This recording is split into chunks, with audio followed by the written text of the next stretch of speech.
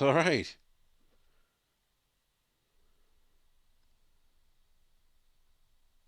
All right, everyone. Here we go. We are live, as they say, live from the Twitters. Let me just check some things here. Want to make sure everything is up and running here. Up and running here. All right. All right.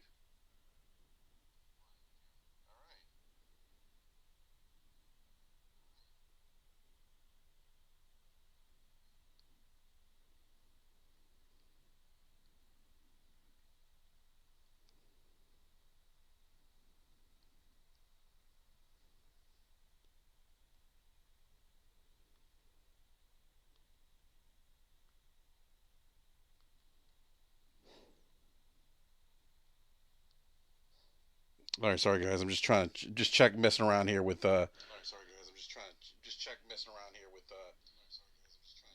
prayer some feedback. Prayer some feedback. All right, guys, cool. Mojo Blues, what is going on, my friend? Welcome to another Brad Brand Advanced Gamer. What is going on? If you guys can hear me okay, Mojo and Advance, just say that you can hear me okay in the live chat. You know, I guess if you can give me a thumbs up, that would be great. Mojo said I just did a 40-minute state of my channel and rant on Hangouts. You know what? A big fuck you to YouTube and Google for screwing a lot of podcasters over. They were supposed to. Addict says, "Why you not fix it?" What do you mean? I don't know what you're talking about, Addict. I don't know. I don't know what we mean. Fix it. Anyhow, I'm just trying to make sure that there's no buffer or anything. Just give me a sec here, guys. I don't think there is, but just give me a sec here, guys. I don't think there is, but yeah, I don't think there's a buffer. Yeah, I don't think there's a buffer. All right, cool. Yeah, I'm getting 1-1 here. Okay, Addict. So I actually did Discord. I could have done Hangouts, but um, I think I was talking to Cognito. The one thing about Hangouts and then window capturing it, um, like Cognito was telling me he had to like click on his icon in order for his icon to pop up. So I think for right now we're just going to use Discord. Um, but yeah, it's sad. I know a couple podcasters that are not no longer podcasting because of Hangouts Live being taken away from YouTube.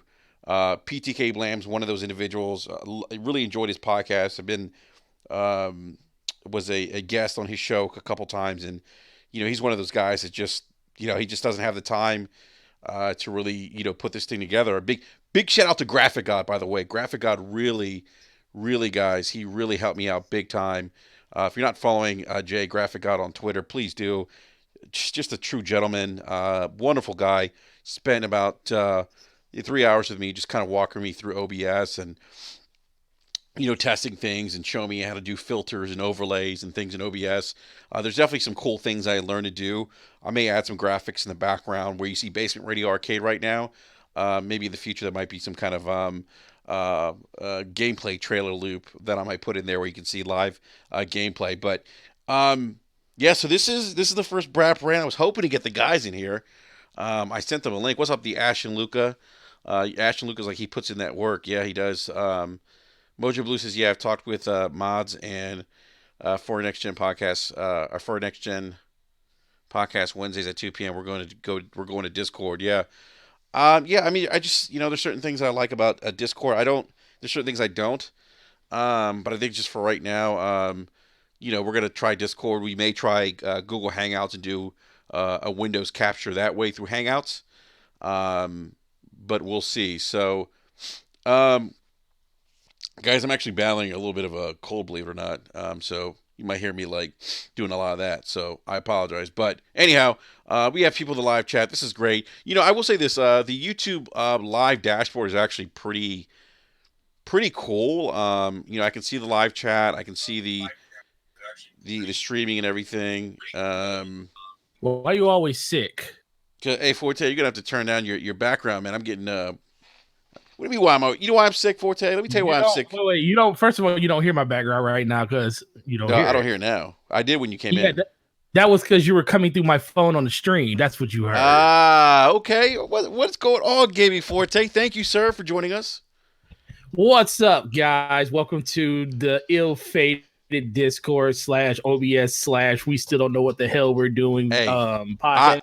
I know what I'm doing. I got I What? at least from a basic level. You're not gonna see Ryu versus Ken streaming in the background. You know what I mean? You're not gonna see any Killer Instinct Ooh. would be hot though, playing in the background on the loop. It would be. It That would be would hot be. playing on a loop in the background. Maybe some Destiny 2. What little raid action? What? Yeah, I know. We got to get you into a raid. Oh yes, facts. This is facts, man. We're Uh, gonna get you in there, man. the action Lucas is so nautical.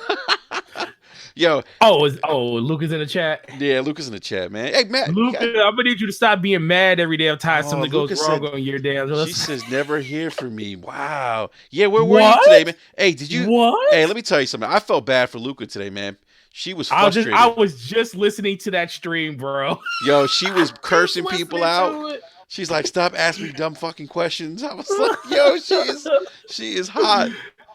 Oh my god. Oh, But I'm glad they were able to get. It sounds like she got everything don't, squared away. yeah, don't get me wrong, man.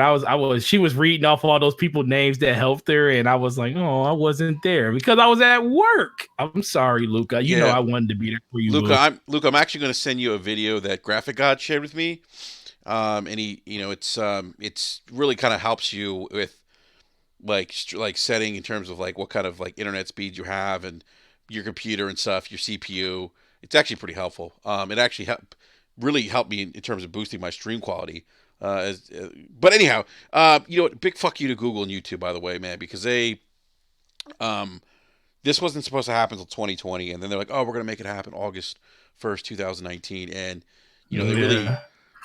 they really kind of screwed a lot of people who aren't maybe as savvy with things like OBS. Yeah, Luca, definitely, I got you. I'll send that to you here in just a sec. But you know, they screw people over. Like guys like PTK Blam is no longer podcasting, man, because he doesn't have the time to figure this stuff out. Doesn't really know OBS. Let me tell you something, guys. OBS can be finicky. You still, Yeah. when you start having other applications trying to talk to each other, things don't always go as planned, and you got to put some time into like learning this, And once you get it, um, it doesn't seem as hard, but it's still Right. not as streamlined as it could be. Not like it was when Hangouts on Live was part of YouTube, where we go in, create a create event, and then you would just hit the start button. The Hangouts would pop up.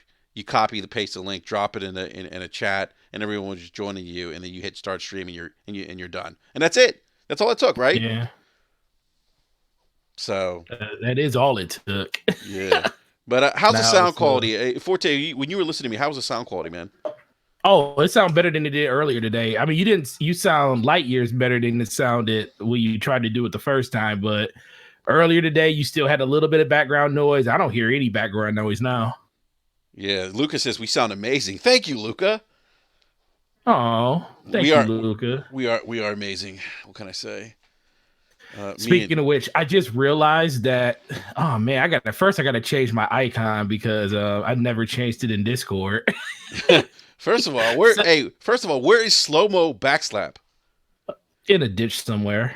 Oh wow, didn't he say he was gonna? Oh yeah, I'll be there. I'll be there at 9 o'clock. In a ditch somewhere, bro. Yeah, it's okay. Wait, change that name too. Wait, hold up. This is like the first place that you're able to just show both names. It's like I try to appease both crowds, Yeah, nautical for the people that love yeah. nautical and gaming forte for the people.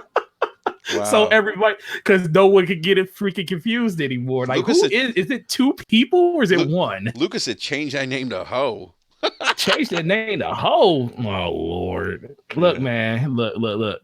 You my favorite. You will always be my favorite. You're my parent. So, from the bottom of my heart, Luca, if it wasn't for the fact that I literally was on vacation last week and I had to work from Wednesday to this upcoming Tuesday, I would have been there for you through the whole thing, but I would just happen to be working crazy hours at work and haven't been able to even play games. So I appreciate you. You know, I love you. I'm glad you figured it out, though. And you know, I would help you if you need more help on anything on the back end.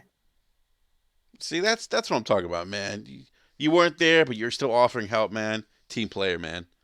I mean, that's fam, man. You know, I mean, just like you fam. I mean, I'll help anybody with OBS stuff, man. OBS is the devil You funny, wearing a man. red skirt, literally. Oh my It's goodness. like it can be pretty, but it can also be your worst freaking nightmare.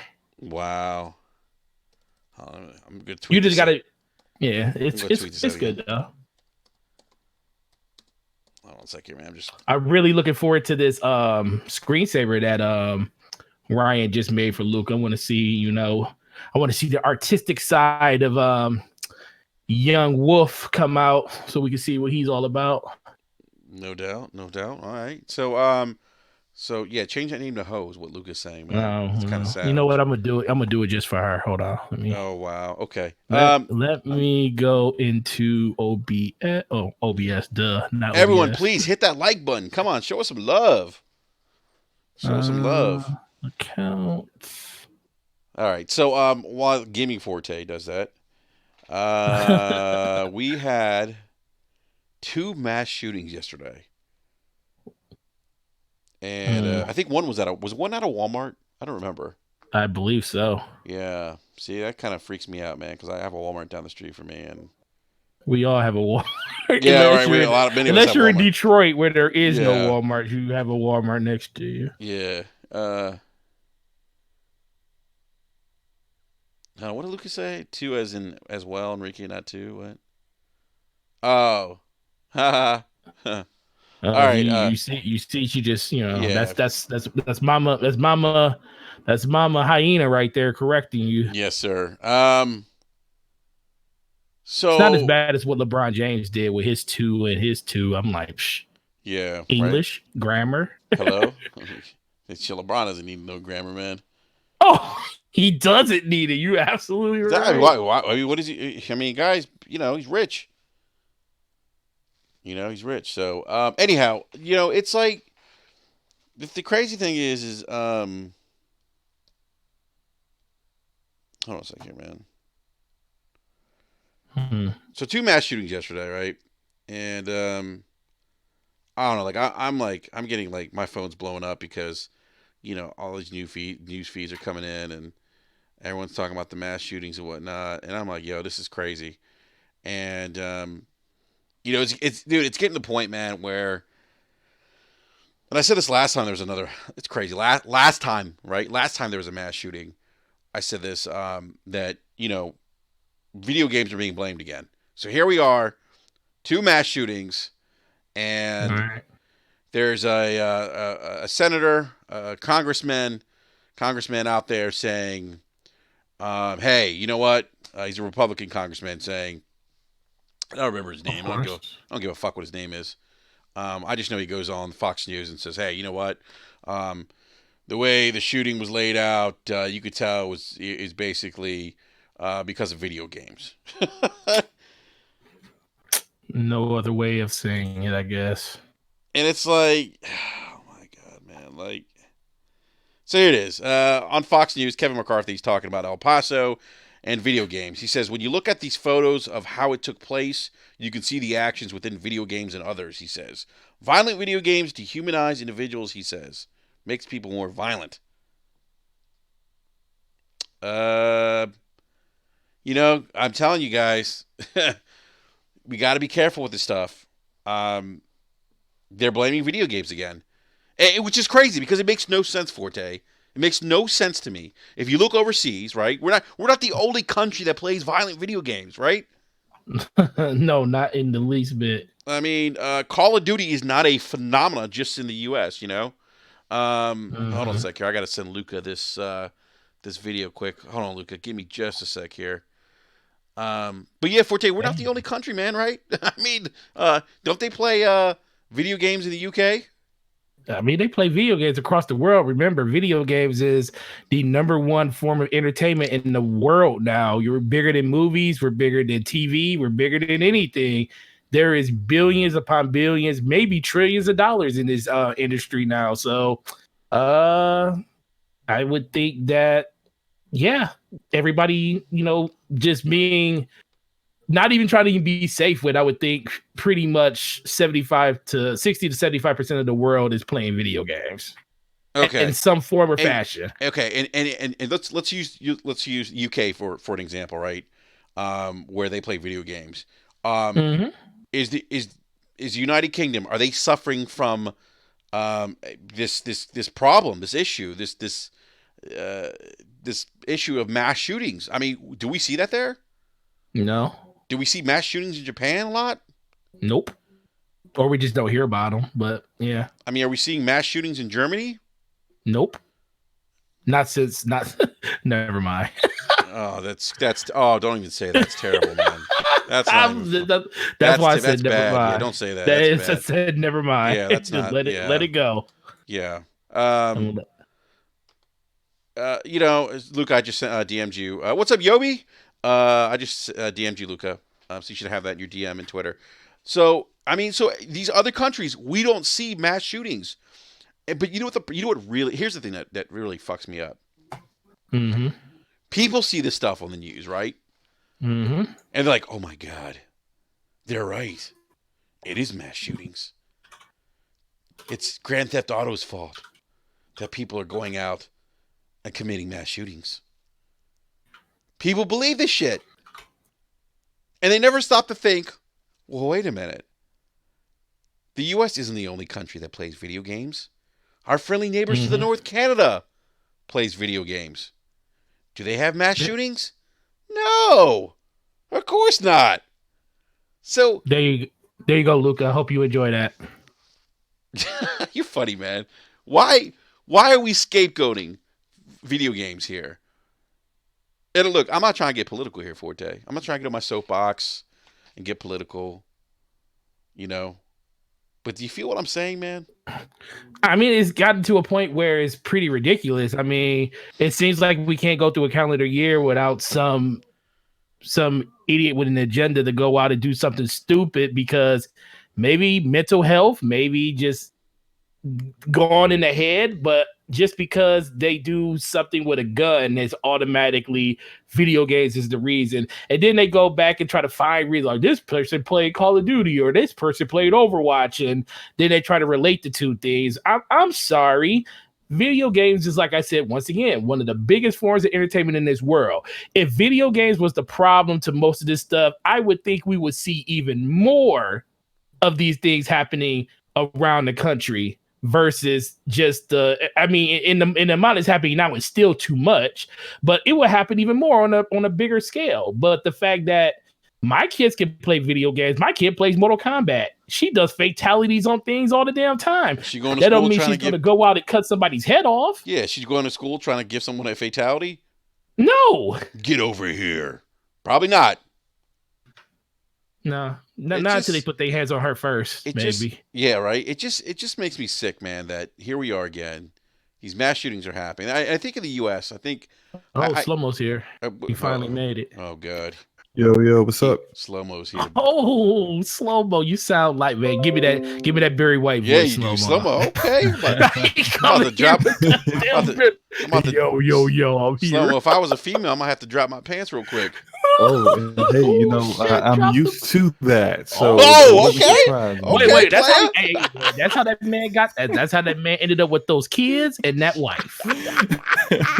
He put on that John Paul. And he sprayed that John Paul that he got in the glove box, and she got in. It was like, ooh wee. Yeah, oh my God, yo, Forte is crazy. Oh man! You took you know how you do the car spray? You don't just spray it on yourself. You do the car spray. Sprayed in the car one time, so when she comes in, she smells the essence. She smells it. You are crazy, man. Oh, you sound like you're speaking from experience, Forte. Oh no, bro, that is experience, what's bro. What's that smell, Forte? You gotta be able to. What's that? Yeah, shit. You get more that the closer you get to me. Yeah, baby, that's called that Y2K. You don't know about that. Mm-hmm. Anyhow, so welcome, Slow Mo. Hey, dude, we are running on OBS, man. How about that, huh? And Discord. You got it working, man. I had all the faith in you, man. I knew you was going to get it figured out. It's all good, man. Hey, man. Sounds Say, good too.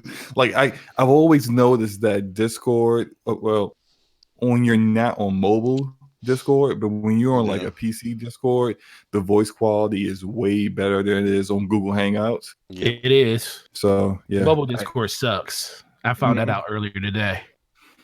yeah. And you So see, yeah, and you notice how um, like we have the like the big BRAP logo now. We got that there.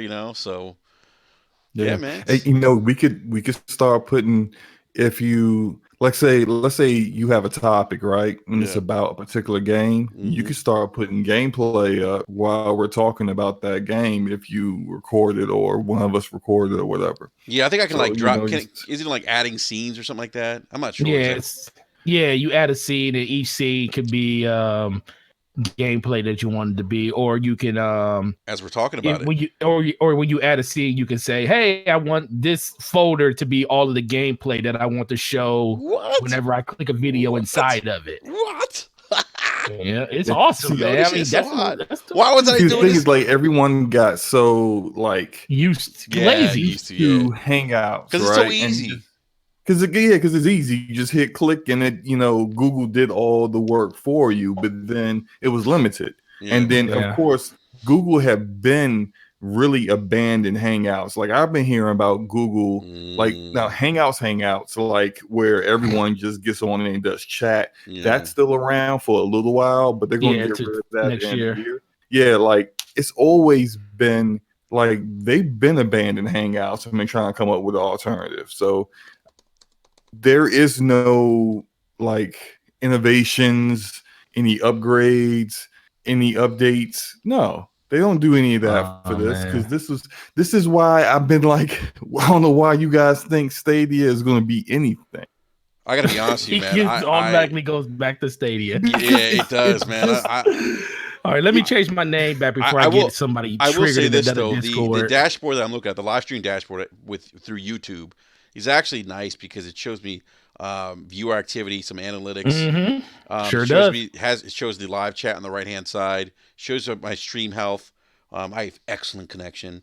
Shows current viewers, everything. Anyhow, Yeah. but In real time in too. real time, yeah. So that is cool, but everything else is bullshit. So, um, but I'm yeah, changing man. my I mean, name back to Gaming Forte before someone gets triggered in the chat. yeah, right. So slow mo, man. So we were talking about the mass shootings and stuff, and it being blamed on mhm. video games. And I don't know if you've heard the latest rebuttal from our fellow constituents from the Republican Party.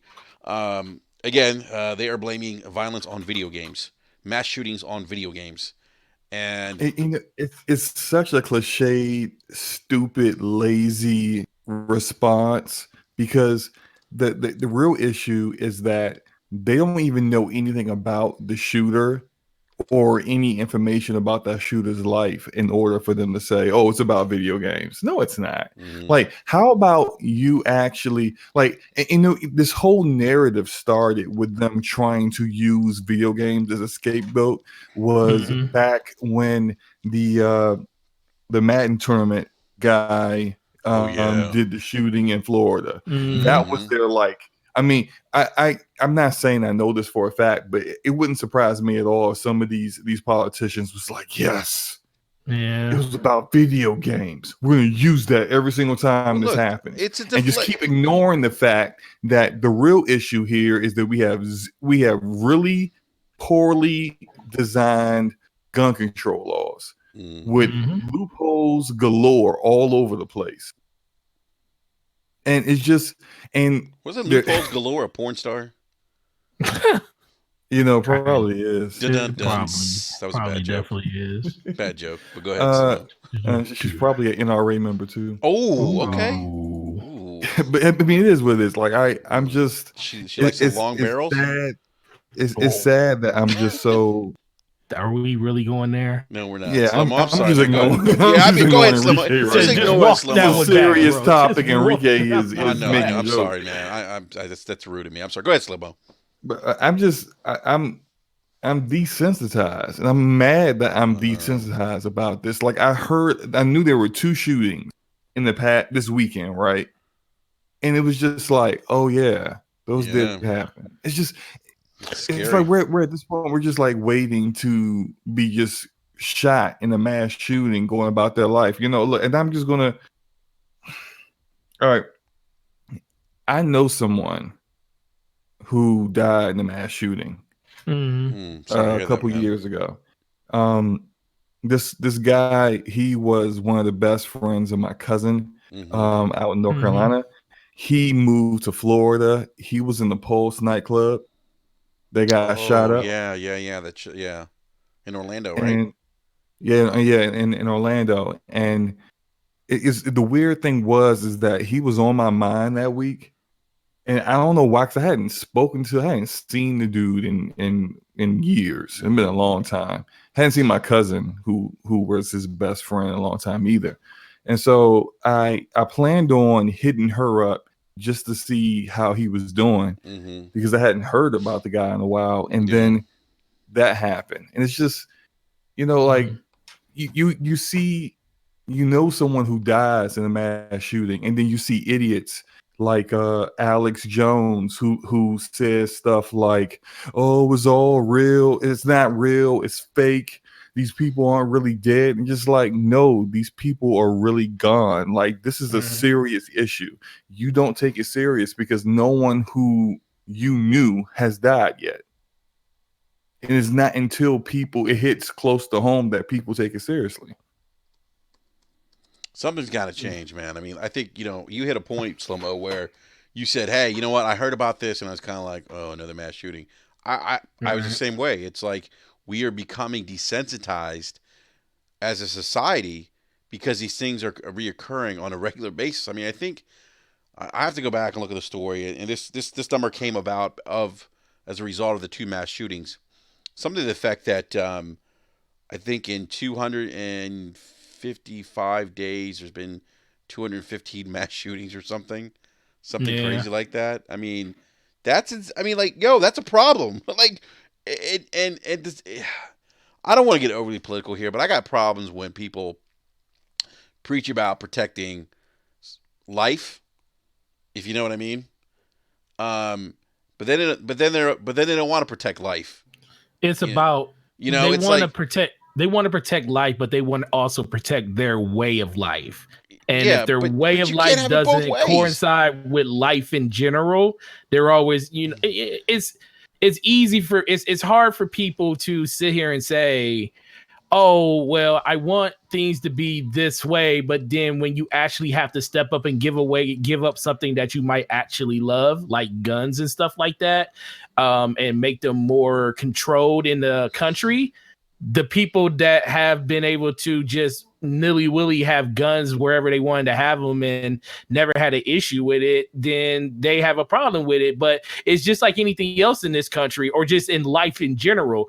All it takes is one bad apple or two, or in this case, a lot of bad apples that ruin the shit for everybody. And what makes this any different from anything else? Just because it's guns, people act like the world is going to end if they're not able to have the things that they normally used to have. I'm sorry, but that's how life is. If things are not controlled in a controllable manner, we have to take liberties away. And I will do something like that if it comes to making sure my kids, my family, people that I care about are safe on a day-to-day basis. And right now, people are not safe because they never know what the next Um, thing is going to happen in Forte, whatever area let they're me in. tell you something, man. When Sandy Hook happened and nothing happened, you know, Nothing. yeah, when children got killed, when Nothing. children were murdered, and they didn't do anything, I was like, if we can't come together as a country and make some real changes that impact gun control laws, or maybe even as far as banning guns or assault Yeah. rifles, if excuse me, if children are murdered and we can't come together, this country, I don't think anything's going to change. Look, man, I it's mean, not. kids were It, killed. I mean, we're talking about yeah. like young kids, elementary school kids. Yeah, kindergarten. babies. They were in kindergarten. We're in Babies. kindergarten, and nothing changed, and it bothers me because, and I'm not trying to like, I don't want to get like super political and be like, oh, it's the right, it's the left, but you do have certain people on the right who are all about pro life. They're all about Mm-hmm. pro life. Oh, the baby has rights. The baby has rights. Pro life. Yada yada yada.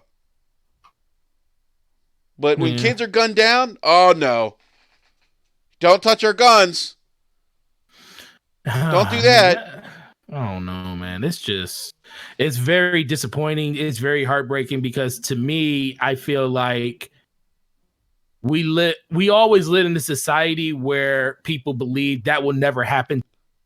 And when you tell somebody that you have to strip away a liberty from them that they truly love, and they never had to deal with a situation like that, it's hard for them to detach like what's right and what's wrong. Like, Mm, perfect example, if gaming truly was a reason that all this stuff was happening, and people were saying that we need to do something about the violence in video games because this is a real thing.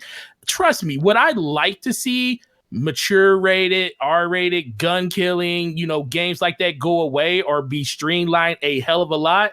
I would be sad to see it go. But I also know that if this is a problem in the country that needs to be addressed, I'm not going to sit here and be a catalyst of the being against it. That you're not even thinking as a straight human being at that point. Your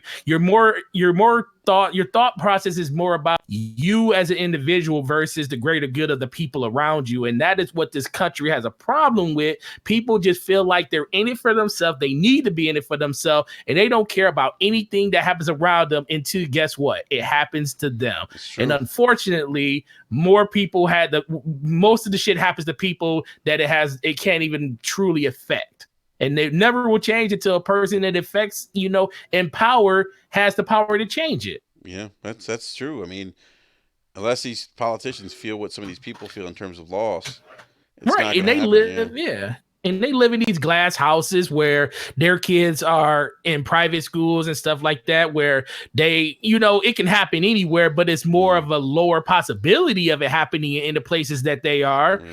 But it still can happen. But until like I guarantee you, until the Yeah. president, if anything was to happen to anybody's kid that lived in the White House or works in the Republic or anything like that, or the Senate, and this was to happen to one of their kids, guarantee you will hear cries from the moon about stuff needing to be changed. Yeah. And that's not the case because I hate to say it, the government looks at us as expendable because we're just part, not even a small part.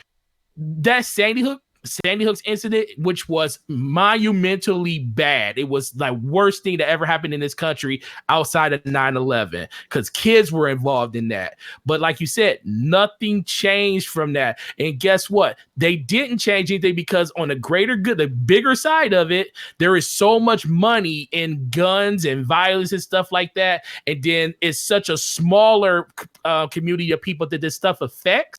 They're looking at it like, wait, if we do this, we're taking money out of the economy, that's going to hurt the country because guarantee you guns make way, way, It's a billion. way more money than anything else in this country, It's a and they're billion letting dollar money industry. drive this conversation. It's $1 billion industry. I mean, It's a bit, yeah. yeah, it's interesting. I look at live chat. Ryan Landis says, actually, I'm going to Strap 4K. It's a funny name. Stop blaming the guns. Um, Look, I've been saying this for years. You take away the guns, you don't have mass shootings. And I know It's people, not the guns, it's the people behind the guns. well, the thing is, people always say, well, if someone's going to kill someone, they're going to kill them. Yeah, but if they don't have the means to inflict mass collateral damage, Right. if they don't have a gun to do that, you're not going to have mass shootings. You're not going to have somebody rolling up to a Walmart and in 10 minutes dropping 20, 30 people. It's just not going to happen. Mm-hmm. It's not Right. going to happen. It just look. I mean, Australia had a mass shooting in 1996. All right, that mass shooting happened. They banned guns in Australia. They haven't had a mass shooting since 1996. Right. I think in this country, there's for every person that lives in this country, there's 2 guns or something like that. Something crazy like that. It's like a 2-to-1 ratio. It might be even higher than that. You know, and who knows? I mean, maybe not banning guns is maybe that's not the end all here. But what I'm saying is, if you didn't have guns, you wouldn't have mass shootings. I don't think you can argue that point because guns, and I understand people are behind the guns, but the guns are the instrument used to, uh, kill a lot of Inflict the people. harm. Yeah. Um, Yeah. Ryan Lynn says we have the strictest gun laws in California. It did nothing for my neighbors in Gilroy. Um, Look, I mean, I think in part the issue with gun control law though is that guns are already out there, Yeah. so they're already What's in the people that they're right, already in the hands of right. the people that shouldn't have them. Yeah, Yeah. and here's the other thing with that is the people always bring up Chicago and they say Yeah, like, well, Illinois has really strict gun laws, they but do. then it's like they they have all the intelligence in the world. And I'm not trying to disrespect Ryan at all. I'm not saying this is Ryan, but a lot of people who say things like that, they act like people can't go drive out of state and get guns. Like Right. the gun laws in Missouri are really lax. The gun laws at the states all around Illinois is real lax. Yeah, they are. And That's actually, why where all the guns are coming from. yeah, They're and I, coming from out of state. Like, come on, we yeah, actually, just law think, enforcement in people. Chicago has said that too. They said a lot of the guns that are used in shit. What's the word I'm looking for? In Chicago. Chicago in crime, a lot of the guns that are used are actually traced back to being purchased out of state, like in surrounding states like Indiana that have Hmm. looser gun control laws. Like you remember the 18-year-old from Florida? She ran away. Her dad couldn't find her. They didn't know where she was, Hmm. and she was going to go to Hmm. Columbine. She bought a gun. Look, she's 18 years old. Um, she was, I think, diagnosed with mental health issues. I think she's bipolar or something. I don't know. Um, she runs away. They're looking for her because they're scared that she's going to harm people. Because I think she said she was going to go shoot people or do something to celebrate the anniversary of Columbine, whatever. She went to Denver. She went and bought a 12 gauge shotgun. Mind you, she lives in Florida. She's 18 years Hmm. old, so by law she can buy a gun. But she presents her Florida license, 18, and there's no background. I mean, she passes the background check, whatever. But at 18, there's no like, well, wait a minute, what's an 18-year-old doing here from Florida buying a gun, right? 12 gauge Yeah. shotgun. Um, there was no mental health background check done, right? Um, she ends up they end up finding her. She actually eventually committed suicide, Mm. which is terrible. But I mean, but this is the kind of stuff like this, like just blows my mind. It's like I mean, if I don't know, man, I just it sucks, man. I have kids, and I saw Sandy Hook, and I worry, man. It's a concern of mine. It's always in the back of my head. God forbid if something like that happens. This really just occurred to me. So a lot of people who are pro-gun, and I'm not anti-gun. I'm more of just make sure that the guns that are completely unnecessary to have in society are not readily accessible to people who will do the kind of things that that Yeah, happen. And a lot of these mass shooters don't have any criminal history and they purchased their guns legally, or they took the gun from someone else who purchased it legally. yeah, It was a legal, gun by a citizen who just was exercising their Second Amendment right. Now, the people who say, well, like, the guns aren't the problem, the people are the problem. I'm like, okay, look, yeah, we got a lot of crazy people out here in America.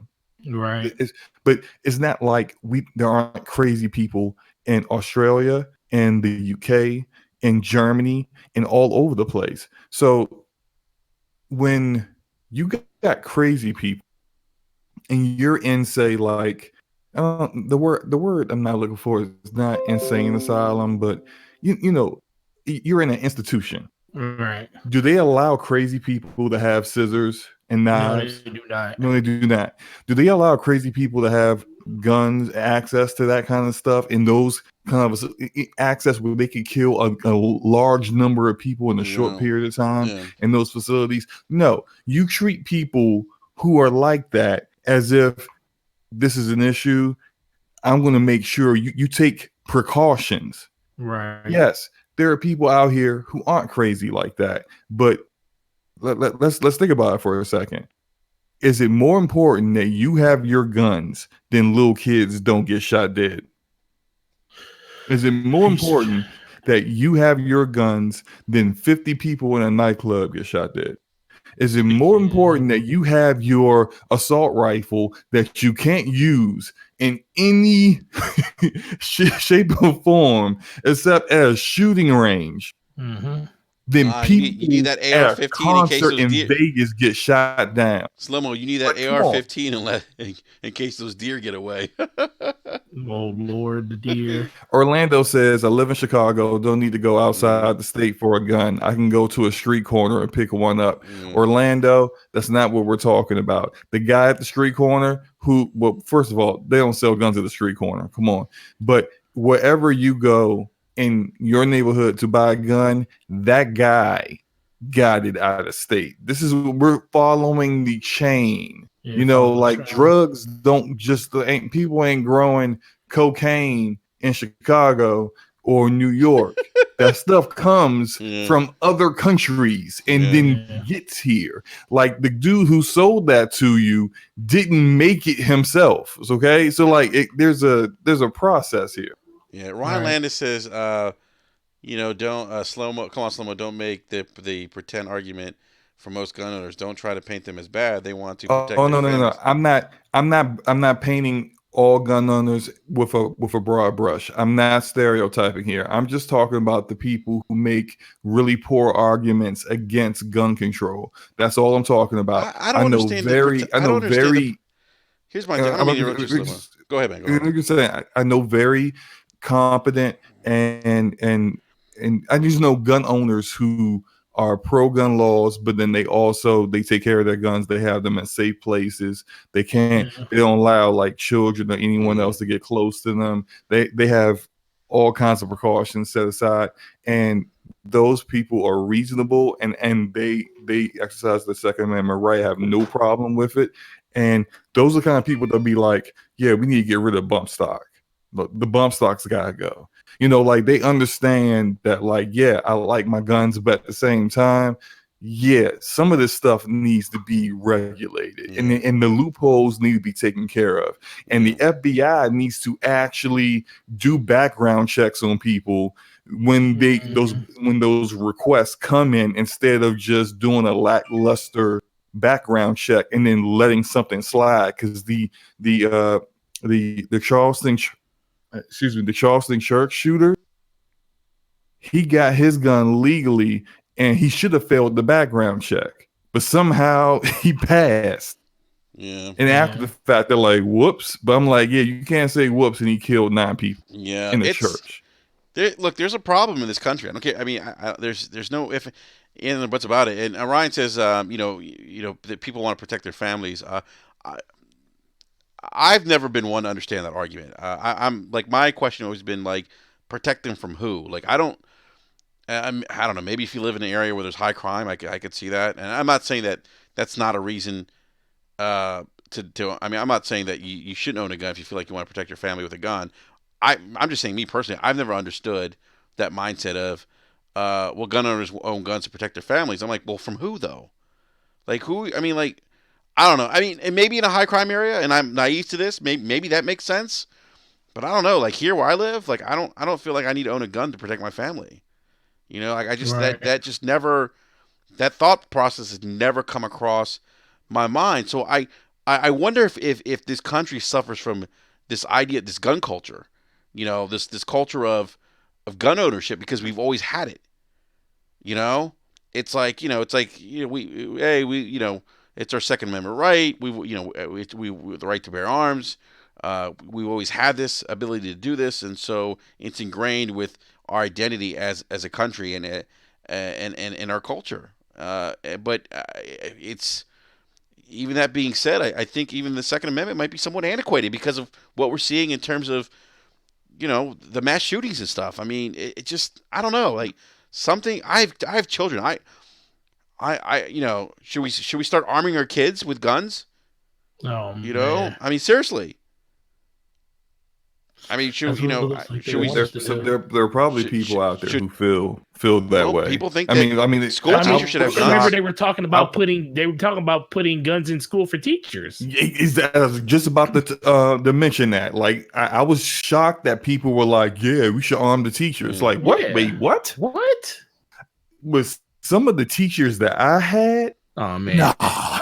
So Ryan they says might straight up why kill your yeah. kid. Ryan says why lock the doors? Why use a seatbelt? Why wear a helmet? You don't plan to get hurt. You know, you look in some parts of the country. I can tell you, Ryan, people don't lock their front doors. I know that for a fact because my brother-in-law lives in the sticks in Pennsylvania, and no one in the neighborhood he lives in locks their doors. They just don't.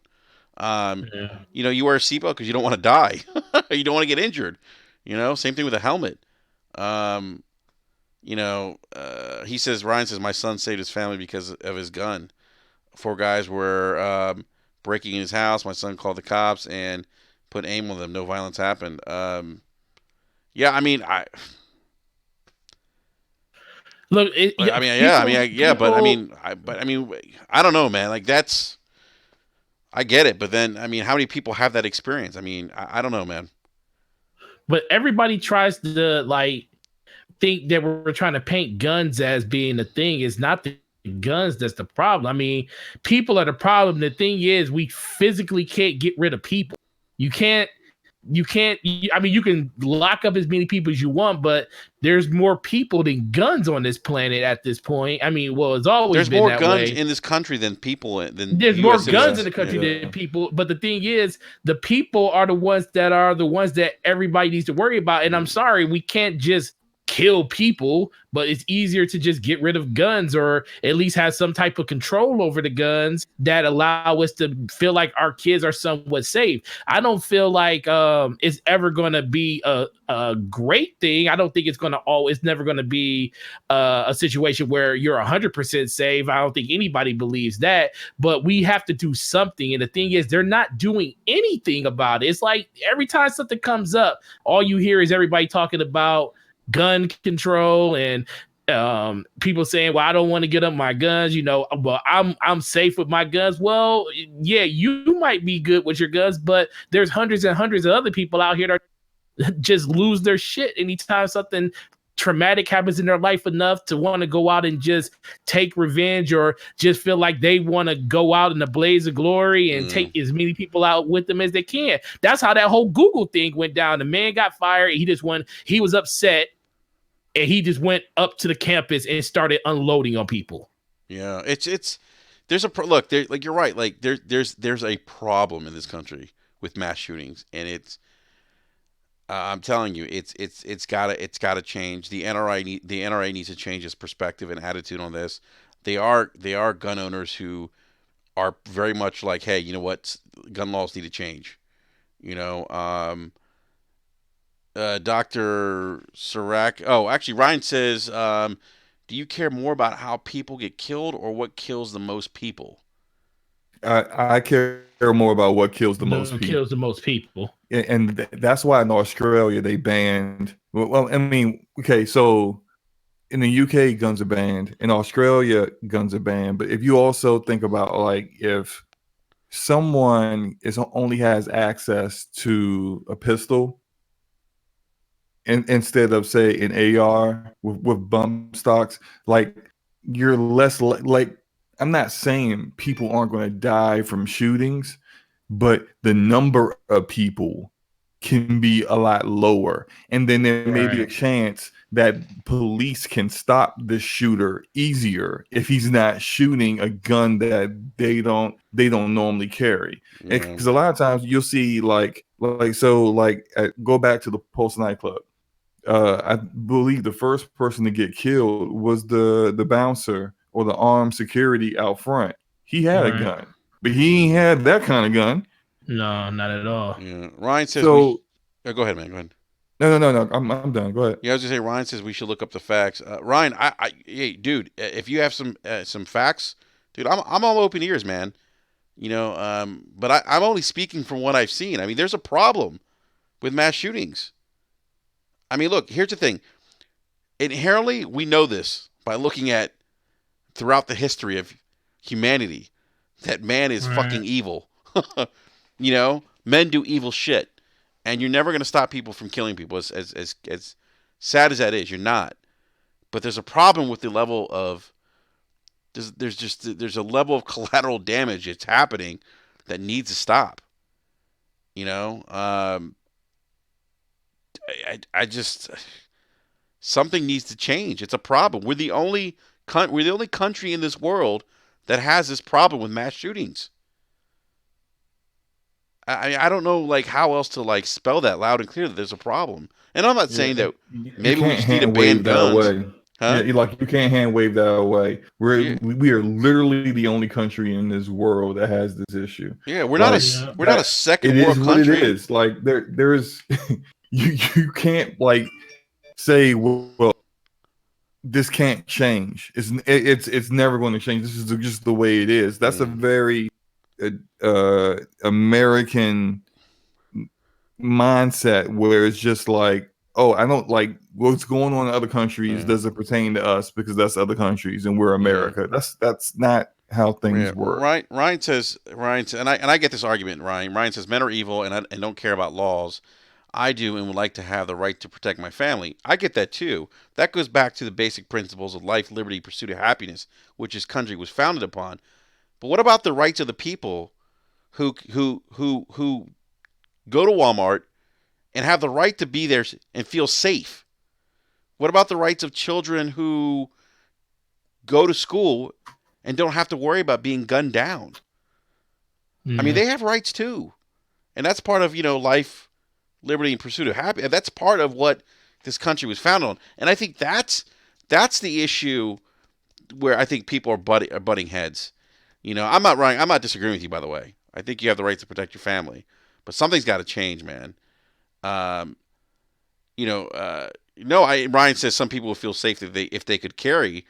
I wouldn't, dude. If I could, let me tell you something. If I carried a gun and somebody comes up with an AR-15 into Walmart, I'm not going to feel any safer. I mean, I might feel a little safe that if he turns the corner and I can get a shot off, you know. But it's not gonna. Right. But it's not gonna stop that guy. I might be okay, but the 20 other people who aren't carrying, and I hear that a lot. Well, people could carry guns and be okay. Yeah. Yeah, but not everyone's carrying an AR-15. It's you know, I mean, what's going to win in a gun shootout, an AR-15 or a pistol?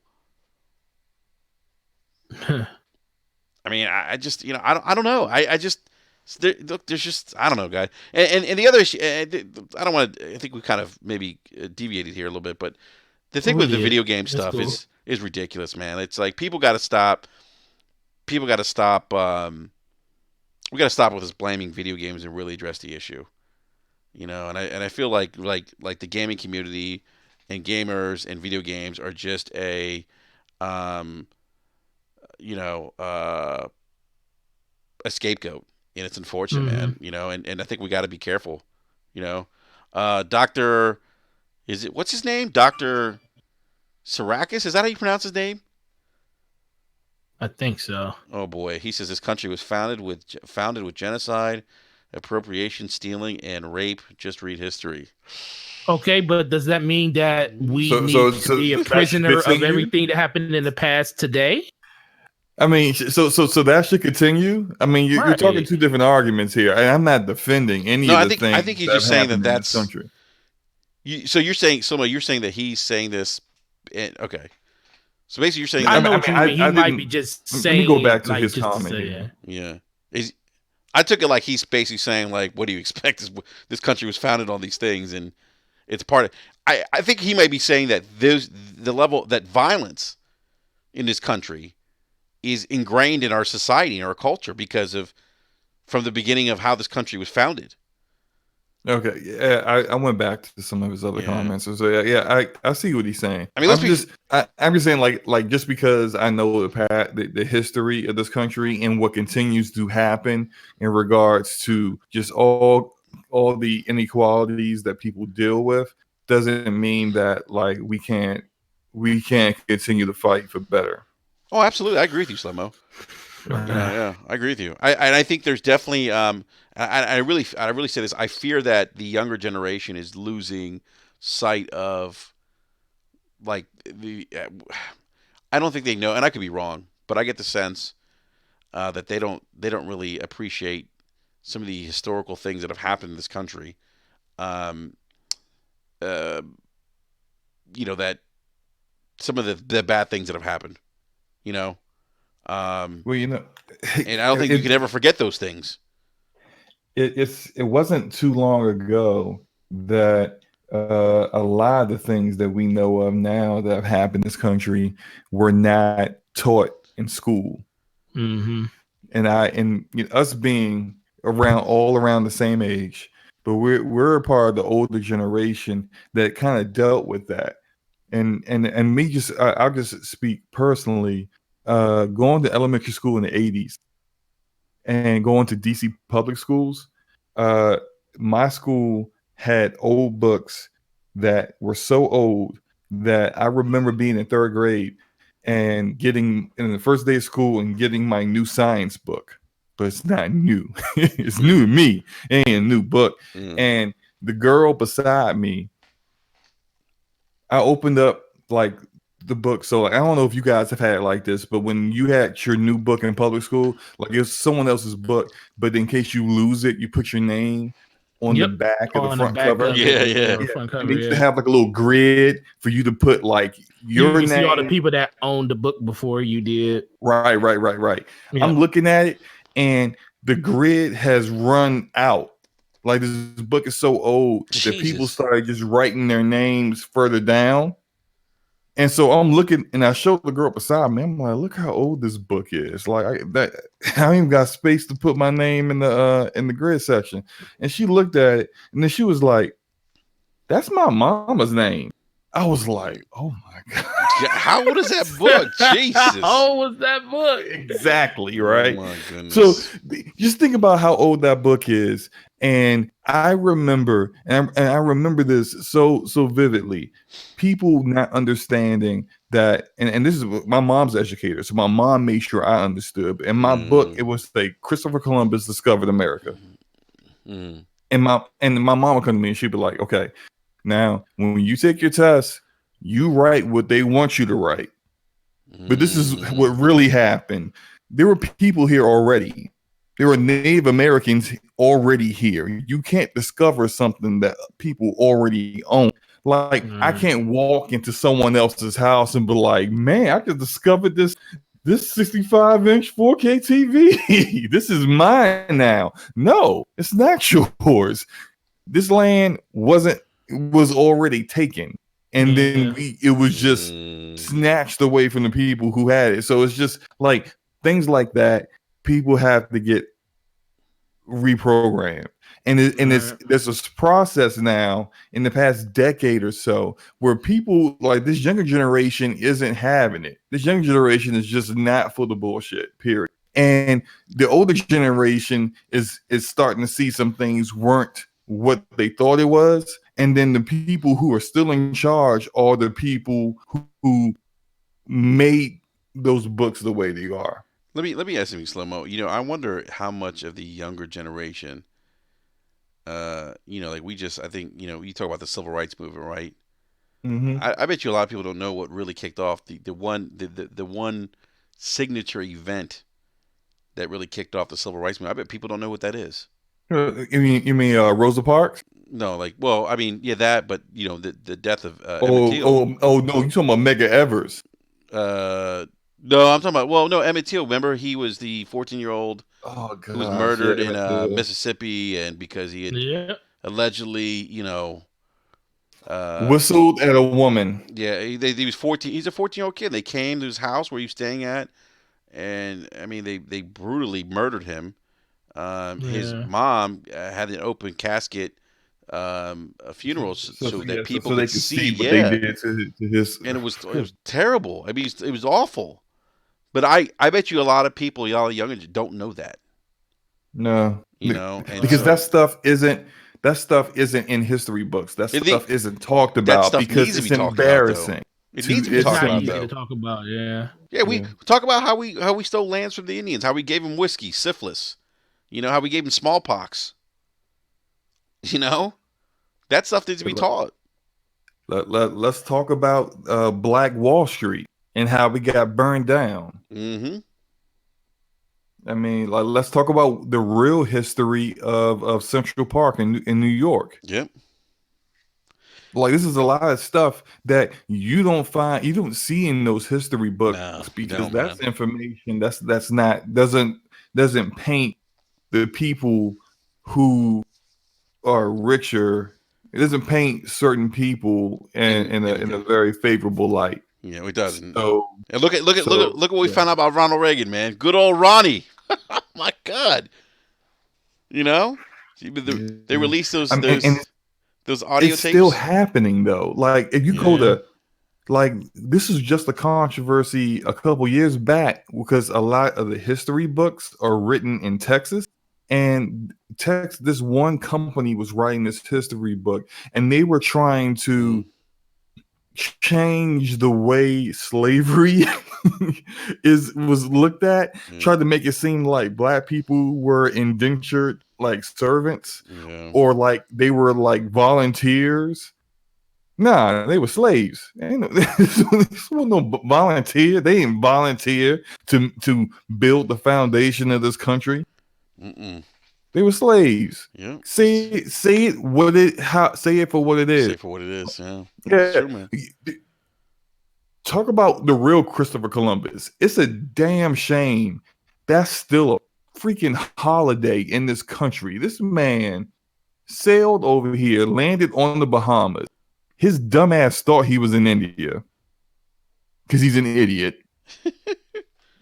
Then realized that these people here were very peaceful people. They had never dealt with war. Why would they? They in the Bahamas. It's beautiful all the time, and they're on their island by themselves. They're chilling. Subjugated, raped, and murdered these people, and to the point where that specific tribe doesn't even exist anymore. Well, I mean, we have an example of that here with the Native Americans and the genocide that was committed against them. And it's just there's a I tell my kids, I give them little snippets of real history, especially when Thanksgiving comes around. My wife gets mad at me. She's like, "Too young to know what that is." I'm like, "No, but they need to know. They need to know what the real deal is. They need to know what, the real history of this country that's not taught in school." So we'll find out at some point. Yeah. Hey, I want to switch topics here. Before we wrap up, I want to talk about.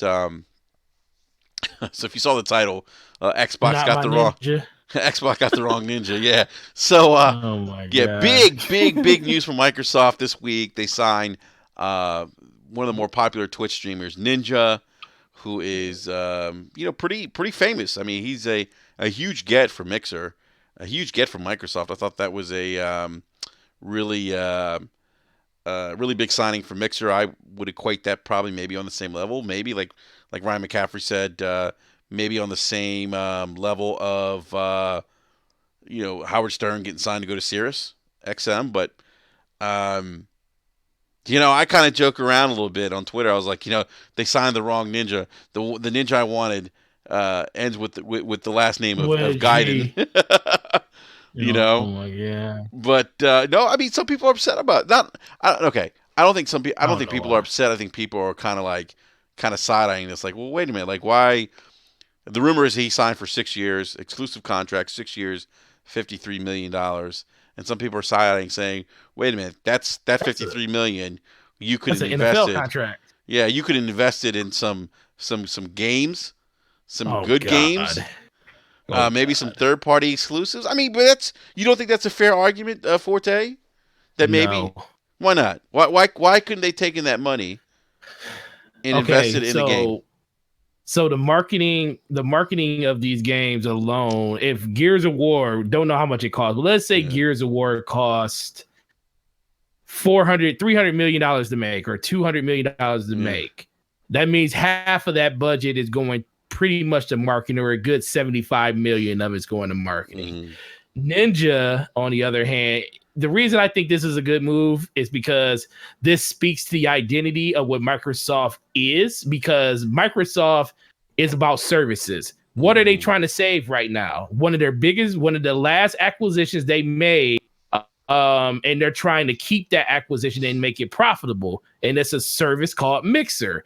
And Microsoft is doubling down on the services that they provide. And I feel like that is probably the best move it can do for them. Yes, can they put that money towards games? They definitely can. Can they put it towards marketing of those games? They surely can. But guess what's going to happen when Halo Infinite comes out? Ninja's going to stream it on Mixer exclusively next year, and there's going to be 200,000 to 300,000 people on Mixer watching him play that game. That is more marketing than that game can possibly ever get by just looking at it. I mean, granted, they'll still have TV commercials and stuff like that. No, they don't. And they don't do TV anymore. Oh yeah, they don't do it anymore. Yeah, they don't do that no more. Because people don't watch TV according to they don't watch TV no their more. marketing. They're going to put it on food. They'll put it on food. Exactly. They'll put it on food. It will probably, I don't know, it might be on billboards and stuff all over the place. What I don't know what Microsoft wants to give us diabetes. That's what they want to give us. They do easily. But no, I just think the fact that he is such a big streamer, like his light isn't as big as it was like a year ago. I mean, anybody can basically tell you that. Hey, Forte, I'm sorry to interrupt you, man. You said he's a big streamer. I just want to, because I want to ask you a question. What do you think when you see things like, because there was an article, Business Insider Weekly had an article in February 2019 about Ninja specifically, saying, he's lost about 90% of his viewership. He was the 11th in terms of popularity here in terms of Twitch streamers. He was in the top 10. He is the most recognizable of the the recognizable face on Twitch. Yeah. But from a popularity perspective, he's outside the top 10. So knowing that, what do you think of that though? Like, what are your thoughts on that? I think the one thing is he's a capitalist. If he would have stayed on Fortnite when the whole Apex Legends thing came out, I think he would have stayed up there. But a lot of people didn't go. Like Apex did really well initially out the gate, but he signed I think he signed, like, from what it was rumored, it was like a 30-day deal with them to stream Mixer for $1 million for 30 days or something like that. And I think that kind of hurt his brand because Fortnite had a extra season that came out during that time and he wasn't available to be on that. And then people like Tfue, they became very, very popular and they started winning tournaments and stuff like that in Fortnite. And he became the most popular. Like right now, Tfue's the most popular streamer on Twitch right now. And I just think that diversity in leaving Fortnite kind of hurt him, but it also broadened his appeal to being just more than a Fortnite streamer. So think about the people that are the biggest out there. If you're not somebody like Shroud, who's been around since day one, streaming since it's been Justin TV and stuff like that, or Kohan Carnage and stuff and all them, you are pretty much at the mercy of the games that you stream. Some of the best streamers on Twitch, like I love King Adalian because he played Destiny, he does Zelda, but he diversified his channel and he's nowhere near the top 10, but he still pulls a pretty good chunk of people when new games release and stuff like that. Nothing like Ninja, but the fact that Ninja can come over to Mixer and literally hit over, what did he hit? I think they said he hit over 300,000 in the first day.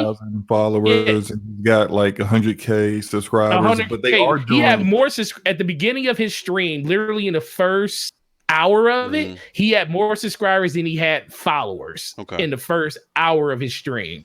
So, but that's not exactly. I mean, that's great and all, but like. That's not sustainable. They were doing a free first month. Well, he paid for everybody that. I mean, he actually did a side because he paid for everybody's first month subscription over to Mixer because a lot of those people subscribed to him probably over on Twitch, and he didn't want to leave them high and dry like that because they don't get a refund on his subscription if he leaves. They just closed his channel down. So he did everybody a solid by saying, hey, not only he said, I'm leaving and going to Mixer. I'm going to pay anybody that comes over to Mixer their first month. I'm going to give you a free sub on Mixer, which he didn't have to do, but he ended up doing it.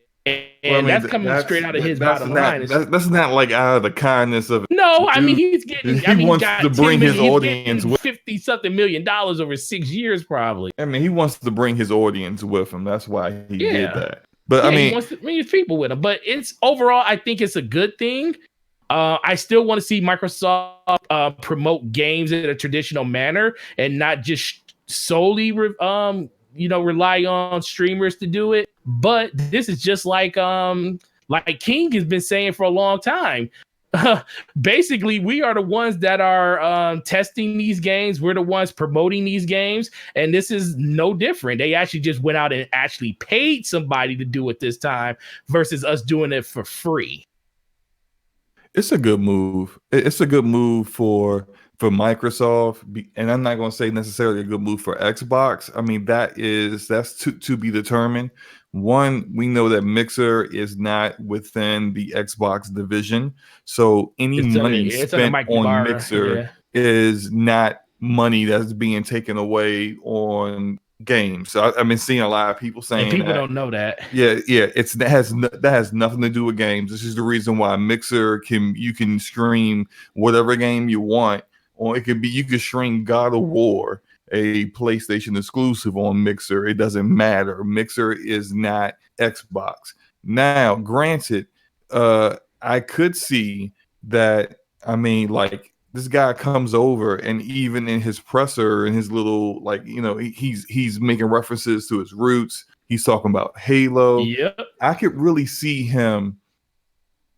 I can see probably in his contract where they say, hey, look, we're not saying you got to play our games 24/7. No, we want you to be you. We don't want people to think that you're no longer who you are. We don't want your community to say, well, you don't play Fortnite and Apex Legends anymore, so we're out. But we do. You have a huge audience, and these kids, they follow and they play what you play. We would like you to play our Xbox Game Studios published games at least for the first 2 weeks when they first come out. Yep. That would be, now if you look at what Ninja did, and as well as other prominent streamers did with EA paid Ninja $1 million to play Apex Legends for like 30 days. For 30 days. And that game, when he was playing that game, that game took an audience, a good chunk of the audience of the community that was playing Fortnite away to Apex Legends. When Apex Legends started to slowly fall is when all those streamers stopped playing. So, can I ask you a question? Yeah. All right. So, yeah, I get that there was a big Ryan Landis. I asked him if Ninja would be eating Chips Ahoy while he's streaming. Ryan said he would. I would. So, I mean, you mentioned like the whole Apex Legends thing, and that you're right. Like, there was a huge bump. They paid him $1 million, whatever, to play the game for 30 days. And you said that a lot of people got on Apex because he was streaming. But do you think that was a result of because Ninja was streaming, or because it was a combination? Yeah, Ninja was streaming, but the game was also free to play. I think. Okay, so yeah, those are free to play games. I think if you ask that to somebody who works in the Xbox division, their response will be, well, you don't have to pay a full price for these games because they're all going to be in Game Pass. Just $1. Yep, $1, which is just $1 more than free.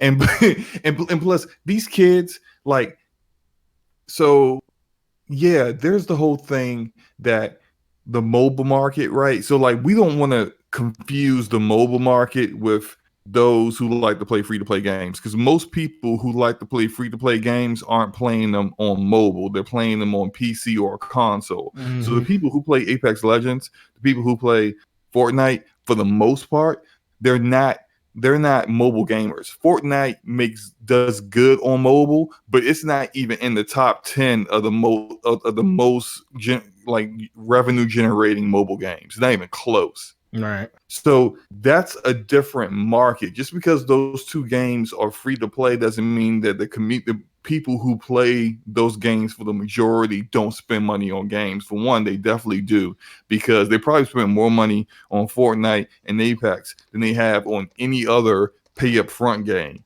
because those emotes ain't cheap, and that battle pass every 3 months is $10.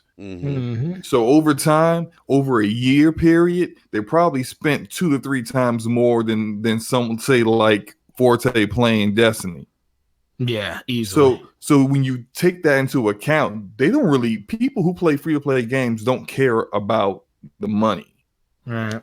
They care about a multiplayer experience where they can just get in and continue to keep doing match after match. They like that gameplay loop. And so and I do believe a part of it, a good section of that audience will just play whatever their favorite streamer plays. Yep. Like, people started playing Sea of Thieves. These streamers started playing Sea of Thieves. All of a sudden, for a good section of people, Sea of Thieves wasn't a joke anymore. Yep. So all it takes is their favorite streamer that they worship to start playing a game, and I'll give it a shot.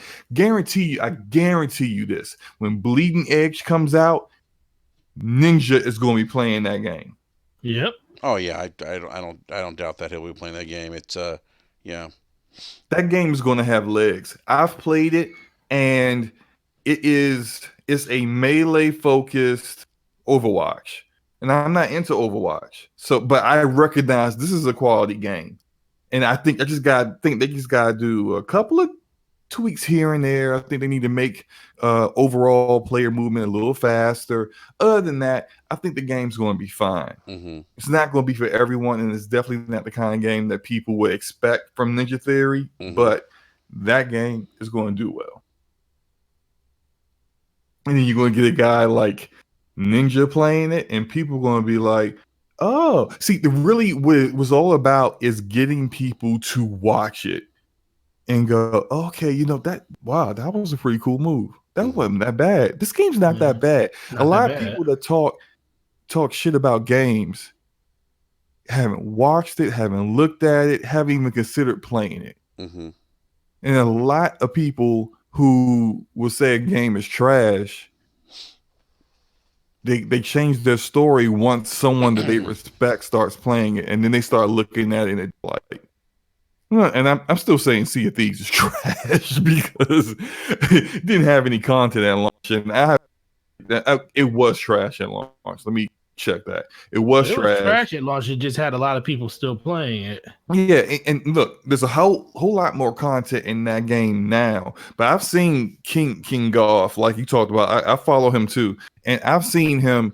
Remember he went back to Borderlands 2 when the free update came out. Yeah, when and he was playing it, and then someone told him Sea of Thieves was coming out with an update the next day, and he was like, "What? Yeah, I was gonna play Borderlands tomorrow, but now I'm playing Sea of Thieves." And I'm just like, what? Yeah, because he legit loves the game. Right. He legit cares about that game. So, like, cool. I get it. That's what's up. But like, and then he has a community of people that he plays it with that makes it fun. That's true too. Yeah, because I've never seen any streamer play that game and be by themselves.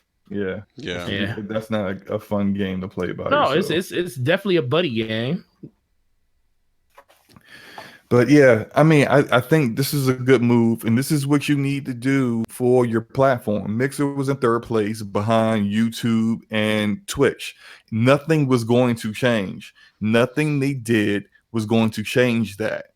The only way to try to be competitive in this is to get the big personalities on you. Like YouTube has PewDiePie, Twitch had Ninja and Shroud and Tifu, Tofu, whatever you want to name all these people's Whatever names you are. want his name to be. Yeah, Twitch had the majority of the Disrespects. people. You can't, Dr. Disrespect. You can't name a single streamer who got big off a Mixer. Yeah. No, I mean, I think somebody mentioned this on Crossfire Friday. I think forget how many there's like. I guess I forget how many subscribers Ninja has on Mixer. He And has then, more subscribers than everybody mostly on Mixer combined. yeah, and then Already. the next highest person had 5,000. Like Yeah. no, it's really like that's. I mean, um, yeah, Crazy. Slim, I agree with you, man. It's definitely a big signing. I mean, this is definitely for, uh, just more. This is more about Mixer, and I even think the future of XCloud than it is the Xbox console itself. I mean, this is clearly for those two, I think, platforms. And like you said, Salomo, I mean, if you look at Amazon, they have Twitch, and then they have the big the big brand names on Twitch. And if you look at Google, they have YouTube. And Stadia's coming out. We know Stadia's going to have a lot of those features now, those integrated features where you can interact with some of these YouTube content creators or streamers. So yeah. I just see it being a situation if this works, because it's only the first month is going to be, you can't gauge it off the first month because they gave everybody free subs on the first month. yeah, Let's see what the recurring theme of is going to be in 2 months, 3 months, 4 months. Is he still going to be having that? I mean, he'll still have the highest count on Mixer because he's Ninja. But what's those sub counts going to look like later in the year as more and more of the bigger games come out? But I guarantee you this, if this works, because I guarantee you Microsoft did some type of testing to see if it was viable to go out and actually pay for other streamers, because they did this before. They did it last year. They just didn't do it with a huge streamer like Ninja. But if this works out, please believe there will be other big streamers that they will go after. I wouldn't be surprised like somebody like Dr. Disrespect or somebody like I ain't gonna say like Shroud or Tfue, but like Shroud, because Shroud is like pretty much in bed with Twitch at this point. But there's other streamers over there that are just as top tier that they could pull over, that could pull a lot of numbers too. And I guarantee if this works, you will see this happen again. Yeah, no, I wouldn't be surprised. But and hopefully this lights a fire under Amazon's ass with Twitch, because Mixer does have some pretty cool features to it that Twitch doesn't have, and hopefully Twitch implements or well, it's competition now at this yeah, point. that's what I'm saying. Yeah, and but I would be surprised if there was another big signing for Mixer. Live chat real quick. Elika Speaks says, "Let's not laugh at 5,000.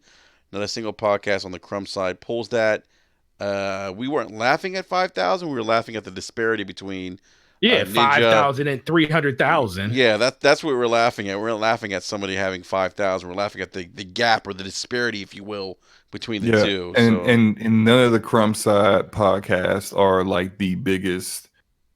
Like, I'm sorry, Crumb stuff side on podcast, on this platform. So Crumb side podcast, the most I've seen is 1,100 to 1,200 viewers per show, and at one time. And then you're talking about over the course of probably a month or a couple of weeks, it gets up to 5,000 views. But we're talking about 300,000 people tuning in at one time to see one person versus 2,000 to 3,000 people going to see somebody else at one time at the max on Mixer. And if Microsoft wasn't, and it's the thing, that's more than what Microsoft brought in during their E3 press conference. They didn't even bring in I think they just brought in they just brought over like 300,000 on Mixer. They had about 500,000 people watching on Twitch. Yeah. So, and there's more streaming services out there. And like I just heard about this one this weekend called D Live. I've never heard of that, dude. But apparently that's something that is on the rise up. Like but then D Live can't do what Microsoft just did.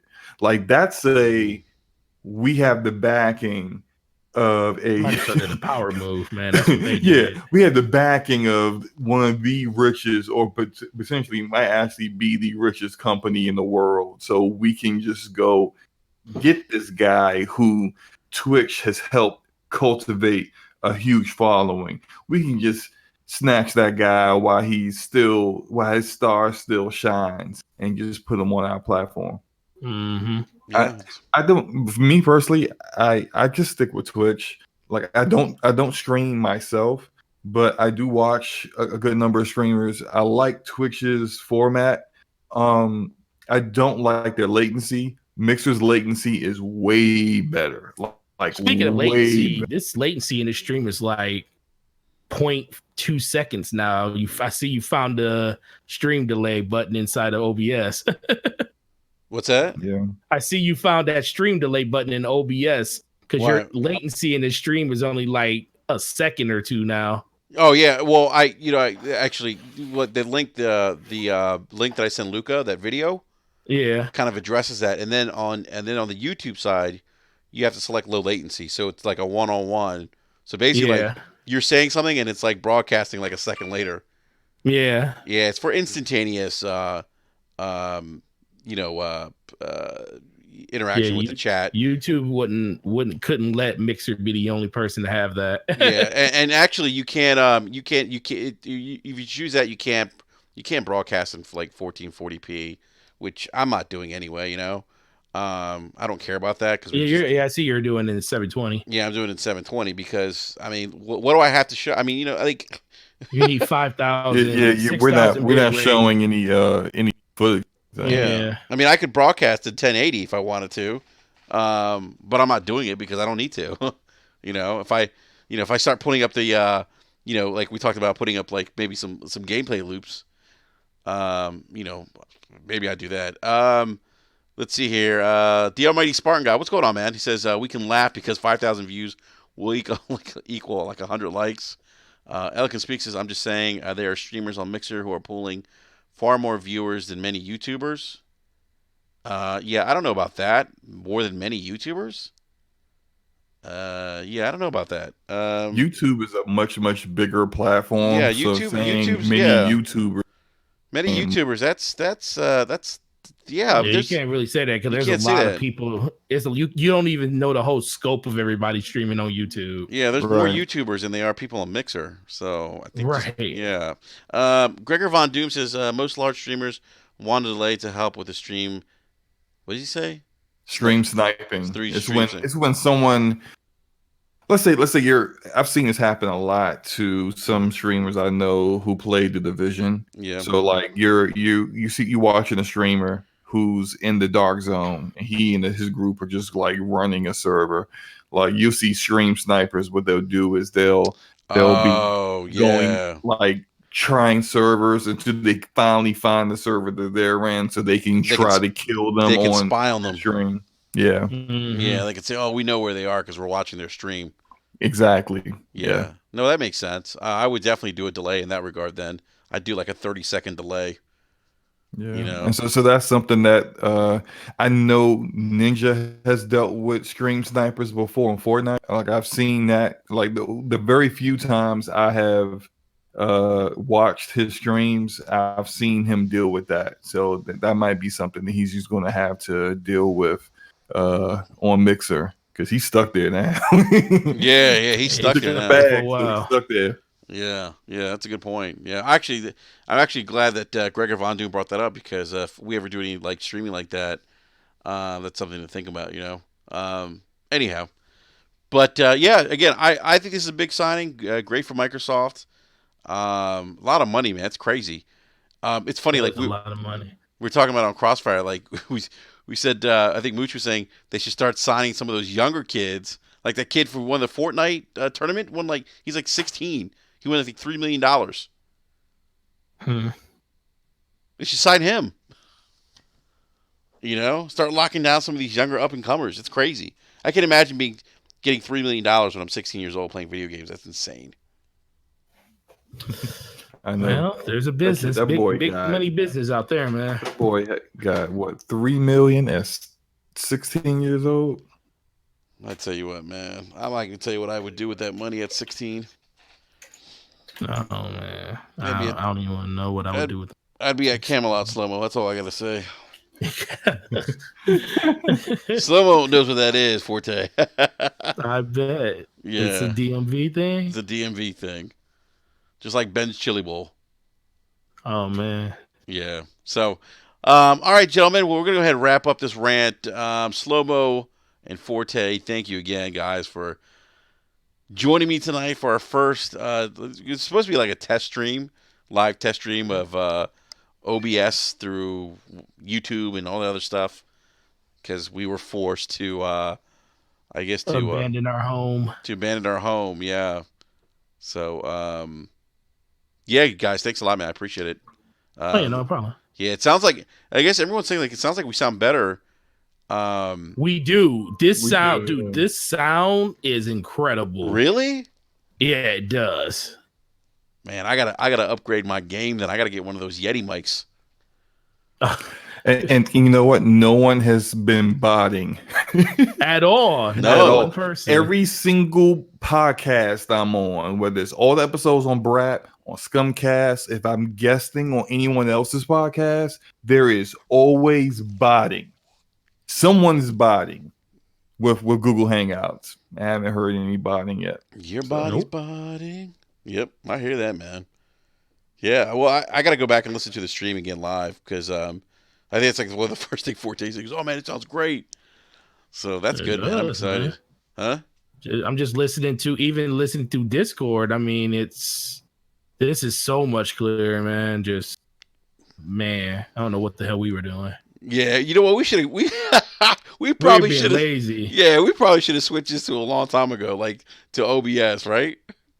Yeah, I mean the thing is OBS can give you issues and stuff, and that's the problem. Sometimes OBS just wets the bed, but it's still more reliable than than Hangouts. I mean Hangouts, you know, for the reliability you get for knowing that all you gotta do is click a button to go live and invite people, you still got to deal with the ever growing problem of YouTube and you know their situation and not being able to really control the bandwidth that they have on their end. But on this, like with OBS, you control everything. You control your bandwidth, you control everything. So if your stream is having issues with botting or buffering, you could go in and change the settings and lower your bit rate. Yeah, that's actually what I did. I mean, I actually based my bit rate based off of my really Your my PC, your computer. my computer. Yeah, my Yeah, my it optimizes CPU it for you. I optimized and I went in there and customized. Now I wouldn't have known to do any of this stuff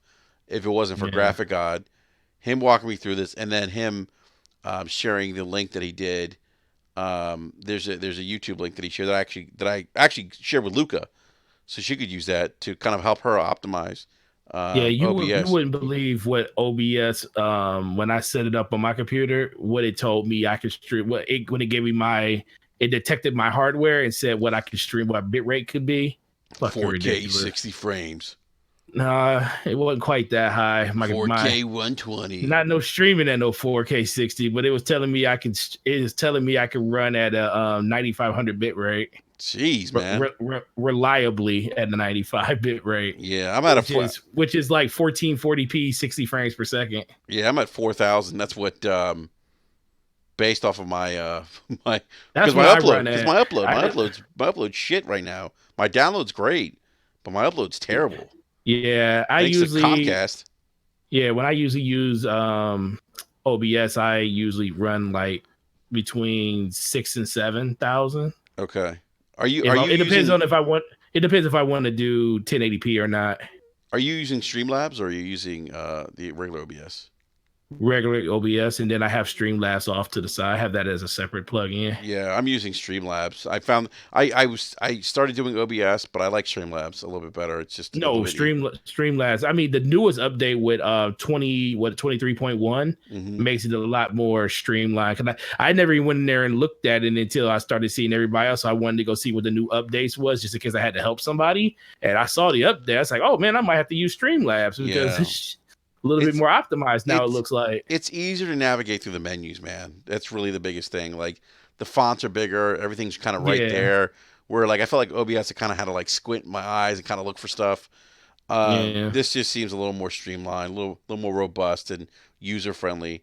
But yeah, man, if it wasn't for big shout out to Graphic God. If you guys aren't following Graphic God, Jay Graphic God on Twitter, please give the guy a follow. Just a good dude. I mean, spent a lot of Yeah, time with he me is. today, man. And he made my avatar. This slow mo back. That was the work of Graphic God. Graphic That dude God, does good work.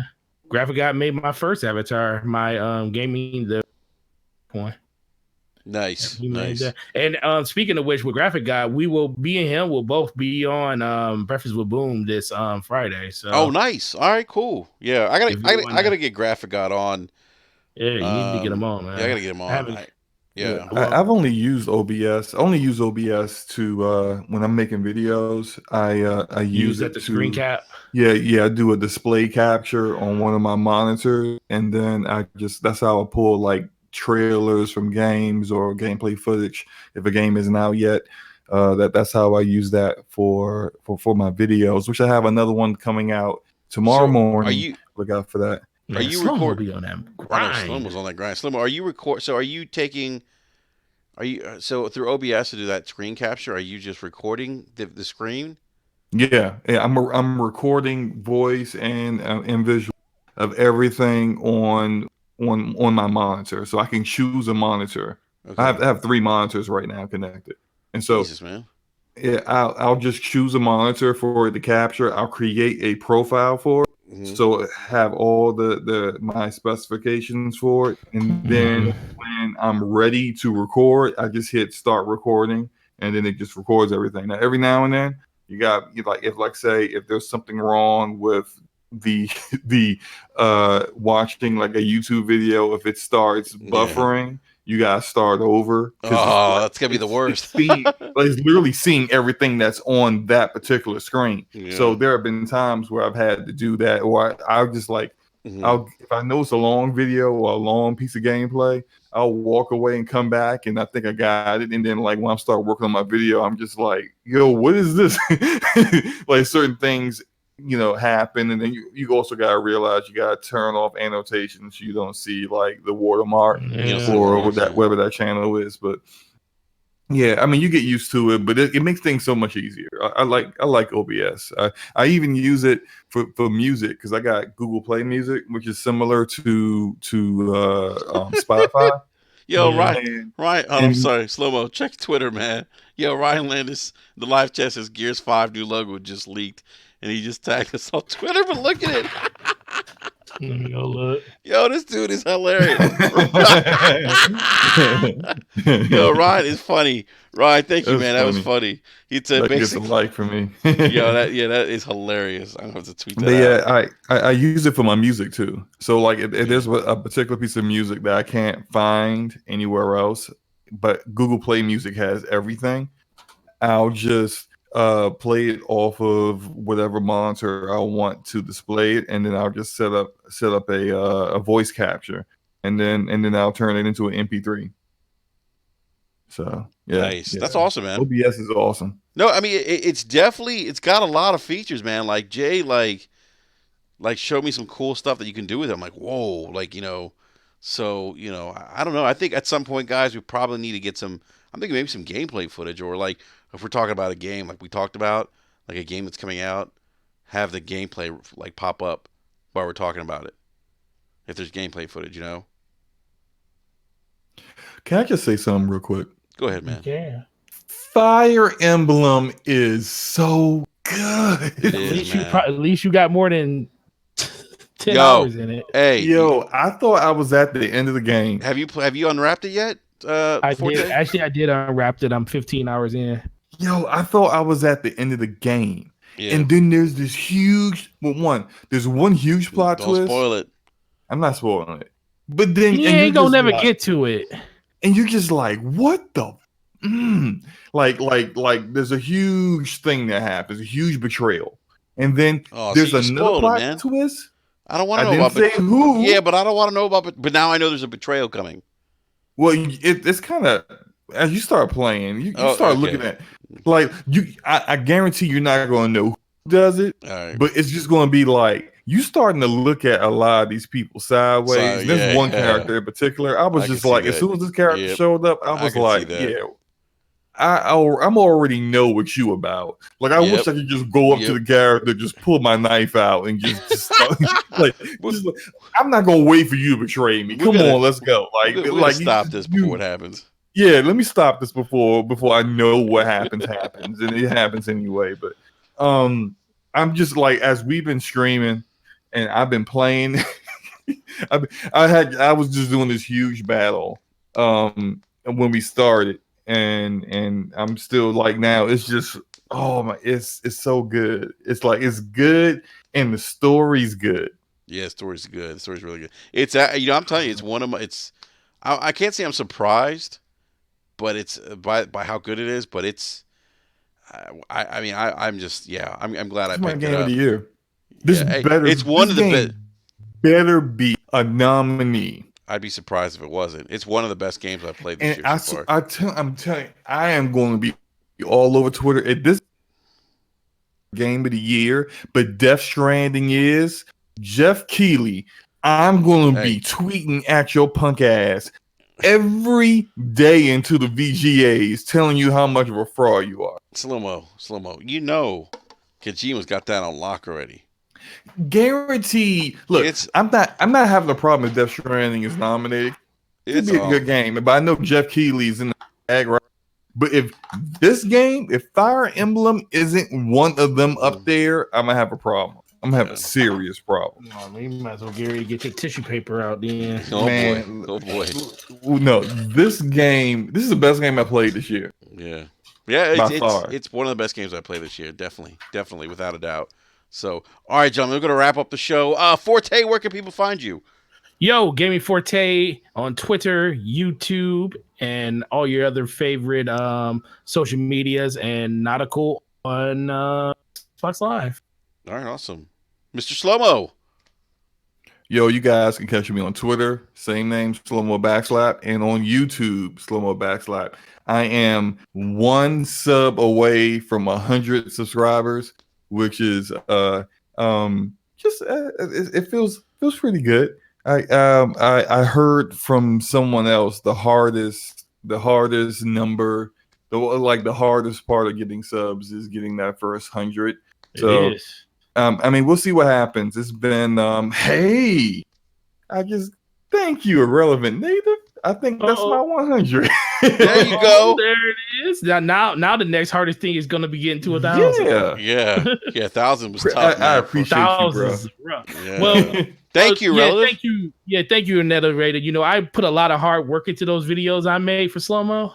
You better stop. You know, a lot of voice processing and cutting and putting stuff in the right order for Slow-mo Backslap. Man, that's a lot of hard work. A lot of hard work. You say things like this, people run with it. And they be like, "Oh, did you know Forte be doing all the videos?" A lot of hard work. Slow-mo's like Milli Vanilli. Yep, a lot of hard work going into that that editing. I ain't even got paid for those videos yet. Wow, now he's saying he's not getting paid. No, man, Slow-mo's doing a really good job on those videos, man. Those videos are fire. I can't be more proud of that, man, because we've been trying to get him to do this for a long ass time. Yeah, I've actually, I think, and you guys let me know how you feel about the next one, because I've been like, my audio is still the same, but I'm just doing a lot more editing with the audio. Like I'm getting more comfortable with doing it. And so, what are you using now? Still, are you still using? I'm still using Audacity. Audacity, okay. Yeah. Did you get that? Did you get TubeBuddy yet? Yes, I did. I got TubeBuddy, and I have vidIQ. vidIQ, that's the one I use all the time. Is vidIQ? Yeah, I saw vidIQ. Because Eric's Gaming just hit 1 million.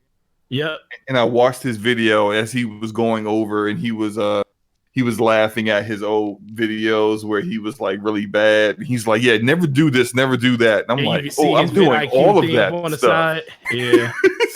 I'm like, I'm doing everything he said never do. Let me just go. Did you do the premium to one of them? Not yet. I'm gonna do premium to one of them. I don't think if you do premium, do it to vidIQ, because that's probably the better one. Right. Okay. Cool. So that's the one that's the one I use vidIQ for premium. Yeah. Oh, Yo, Ryan's gonna and give you thank you, another. Ryan Yeah, Landis. it's Thank Ryan's you, Ryan. good stuff. Yeah, everyone, the live chat, please, if you haven't done so already, subscribe to Slow Mo Backslaps channel. If you haven't done so either, supply. I mean, Yeah, if you haven't subscribed to me yet, subscribe either do to it. I'm Gaming at Forte. 1248. I need 2 more for 1250. Yes, Let's go. subscribe. Yeah, to Mr. Yeah, Gaming subscribe Forte. to Forte. Yeah, and if you haven't Maybe, subscribed, maybe he'll make more videos. yes, maybe. You gotta, You yeah, because need, you need, and I mean, you need to make.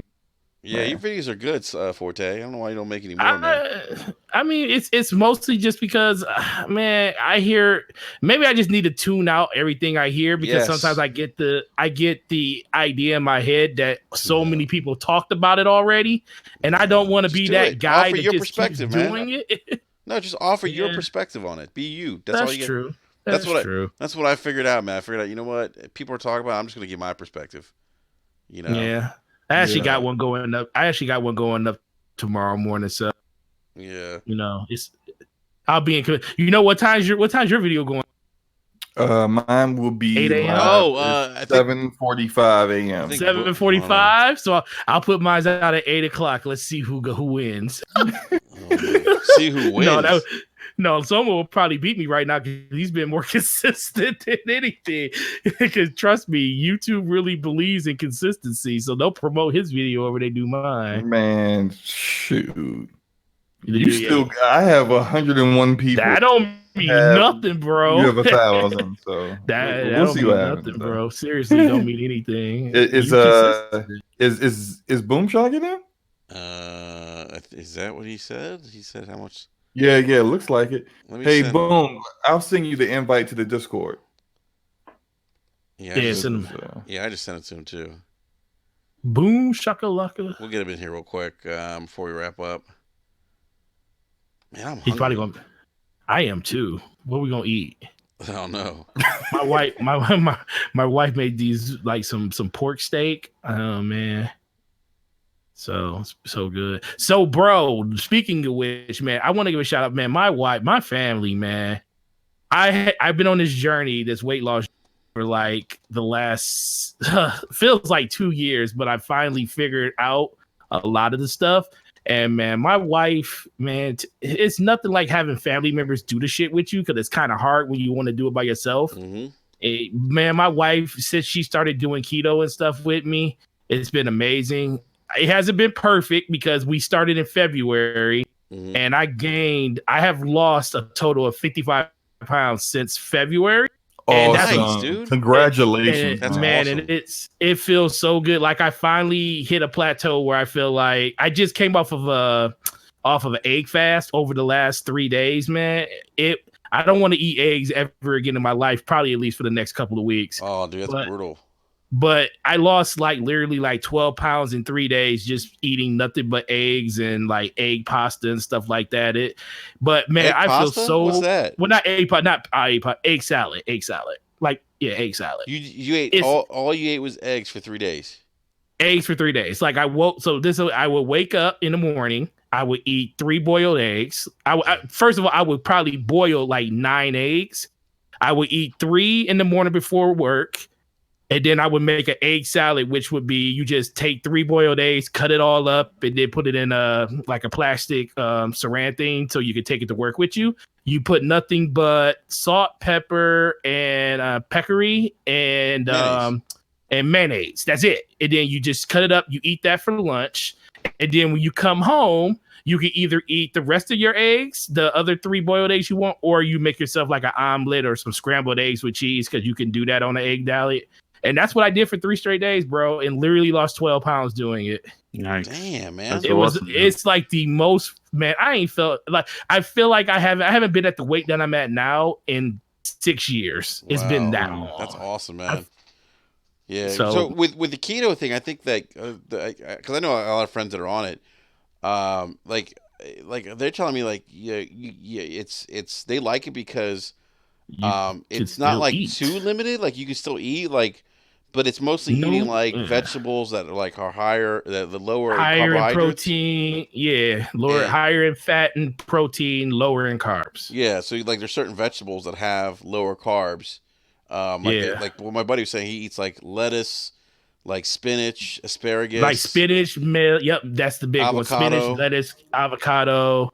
Um, I do the biggest thing is with keto, if you want to do it, the biggest thing just to you can pretty much eat anything on keto. You just mm, have to stay away from sugar. Sugar is the devil, yep. and carbs is the devil. But everything else is fair game. Can you use Anything else you can Splenda? eat. Yeah, you can use sweetener. I mean, you want to use it sparingly and stuff like that. Some people use Swerve, some people use stevia and stuff like that. Hmm. You can use all that stuff, but you just use it in like more moderation. Can you drink But coffee? dude, like I drink bulletproof coffee in the I morning, don't know what the and hell bulletproof is. That sounds aggressive, it's man. Boomstick! it is. Boom! Can What's you going hear on, us? gentlemen? How's everything? Sorry. Yeah, we got to Sorry. get Boom here because Yeah, sorry, but we we're just just let this conversation just keep yeah. going. Boom, what's What's going up, on? Boom? How do you like the layout, Boom? The layout seems pretty cool, man. Obviously you have now this is you're doing this through OBS Yeah, and okay, OBS. you are. Okay, very OBS nice. and Discord. Yeah, that's what I've been doing it. Yeah, you know what happened? My wife just went to sleep, and I figured I was actually just because tomorrow I'm dropping a rant show at noon Uh-oh. regarding. Yeah, I've been doing research all afternoon, breaking down some serious articles regarding the mass shootings and stuff, Oh Yeah. yeah. and I know you guys are talking about it, but I've been working on it. I've been working. I pulled some articles from Oxford, from Harvard, from different places Oh like wow, that. okay. Yeah, there's been so many studies that I'm going to talk about that prove that the video game violence does not equate to real world violence at all. There's Wow. literally hundreds and hundreds of studies that have been done, and it's crazy, and it is expected because if you remember back in the days, Grand Theft Auto 3 was demonized for its prostitution and the fact you can mow someone down with a car and not even care, and Hmm. they tried and they tried and they tried to get that game, the video game world shut down, and it's crazy that the that how it's so easily turned onto something like entertainment, more specifically video games being like the devil, whereas there's no mental illness in this country. It's talked about in alleyways and back corners. It's not at the forefront of world news, and it exists.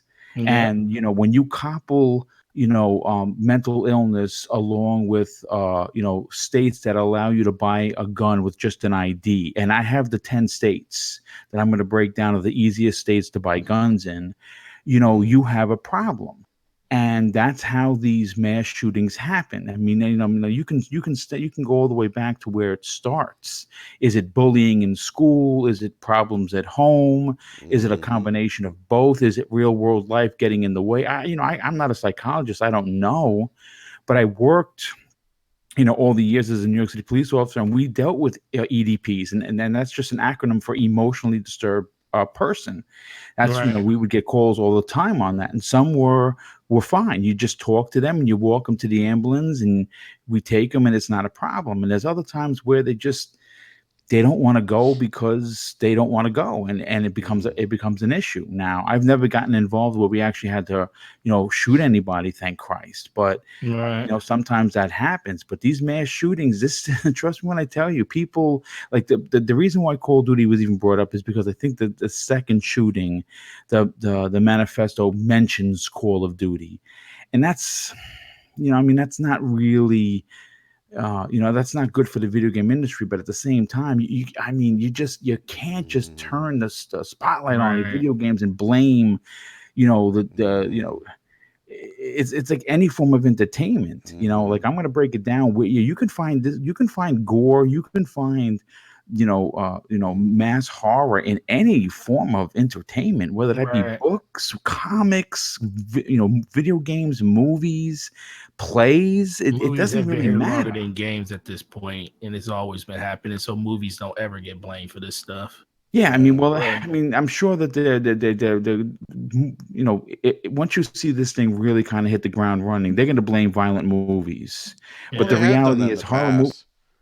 Sure, sure. Mhm. I mean, violent movies have been going on since, oh my God, since they were in the Since, 50s. since TV was since Yeah, rolling a camera was a thing. You know, yeah. I don't even know. nowadays, I mean, television's more violent than it was when I was growing up. I mean, we certainly see, that now, and boom. It's interesting. You brought up, that the Harvard and I think you may have mentioned the Yale, the research that shows otherwise. But I think if you just look at, the fact that, hey, we're not the only country that plays video games. I mean, our friends to the north in Canada, they play video games. Um, across the pond in the UK, they play video games. The Hmm. UK is actually one of the largest markets in terms of the video game industry. They don't have this kind of stuff.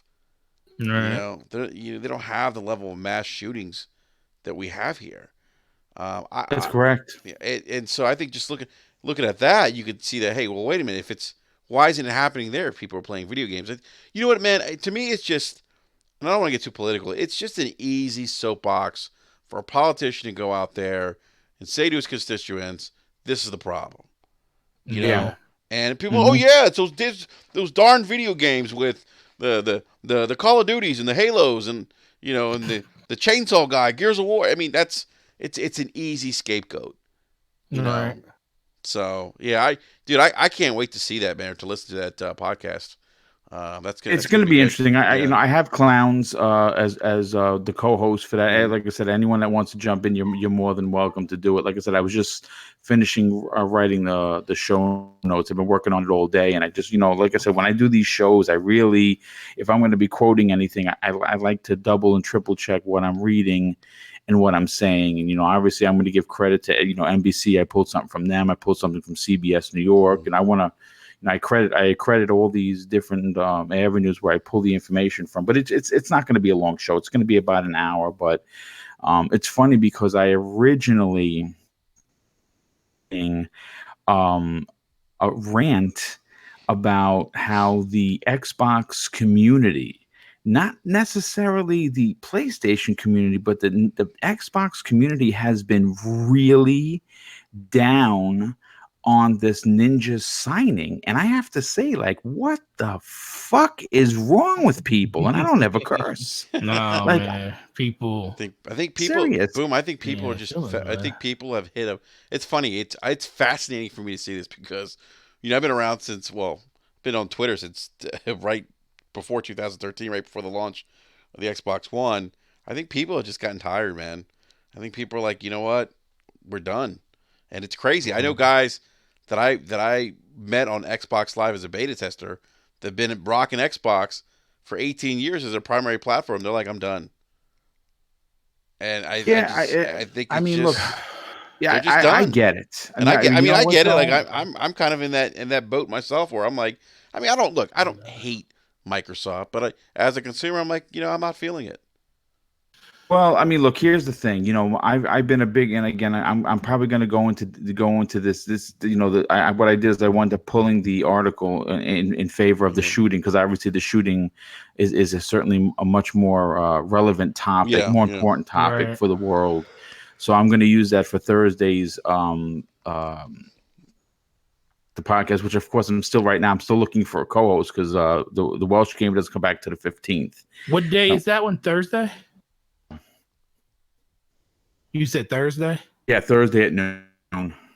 Okay, yeah. Oh shit, I'm trying to. Yeah, I worked that day down. Yeah, No, boom. no, no, I'll let no. you know, man. I just gotta see what my schedule's like. Yeah, I'm off Tuesday, Yeah. Wednesday this week. Yeah, let's do it. Well, don't even sweat. I mean, listen, like I said, a worst case scenario, I can always just change it to like Wednesday if Hmm. that works for you. Because I did that last week. It's been back and forth because, like I said, the Welsh has been out and so has Shady. So it's kind of been on the trying to Yeah, figure if you can do it on, if you can do it on Wednesday, I'll do it with you because Okay, I'm off yeah, that I'll day. do it Wednesday. I'll start putting the show notes together and I'll send it over. So we'll do it Wednesday because I don't want to miss the show. But getting back to the Xbox thing, guys, here's the thing.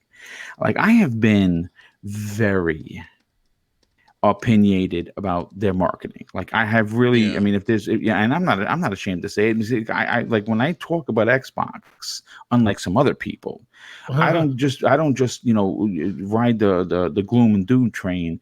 I come at it with constructive criticism, say, yeah, listen, this is what I'm liking, but this is what I'm not liking. This is what they need to get better. Because I did a long video a couple of weeks ago. I think it was like 12 minutes long about their failings and what they can do to fix it. And the way you have to look at it is like this: like the way Microsoft has operated since Phil Spencer has taken over, and I'm not sure how many people actually get this. He does little things that don't seem to make a lot of sense in the big picture. But once they form this lion, this you know what I'm saying, once they form Voltron, he's like, well, wait a second, that makes a lot of sense. They had to fix the hardware problem. He did it with the S. He did it with the X. Right. Then he said he wanted to fix the services problem. Okay, and they're doing that with Xbox Game Pass. Still the greatest service in all video games, no doubt about it. And they're getting bigger and bigger titles there. It's becoming a big deal. Then they did the Game Pass Ultimate. Now you're getting PC, you're getting Xbox Gold, you're getting this. And now, generation to the next generation, which is still away, they go out and they sign the biggest free agent in the effing world. They promote their mixer, because that's really what it comes down to. But people don't understand. When you think of Ninja, you say that's the Fortnite kid with pink hair. Well, guess what, folks? He was a Halo professional player. Yeah.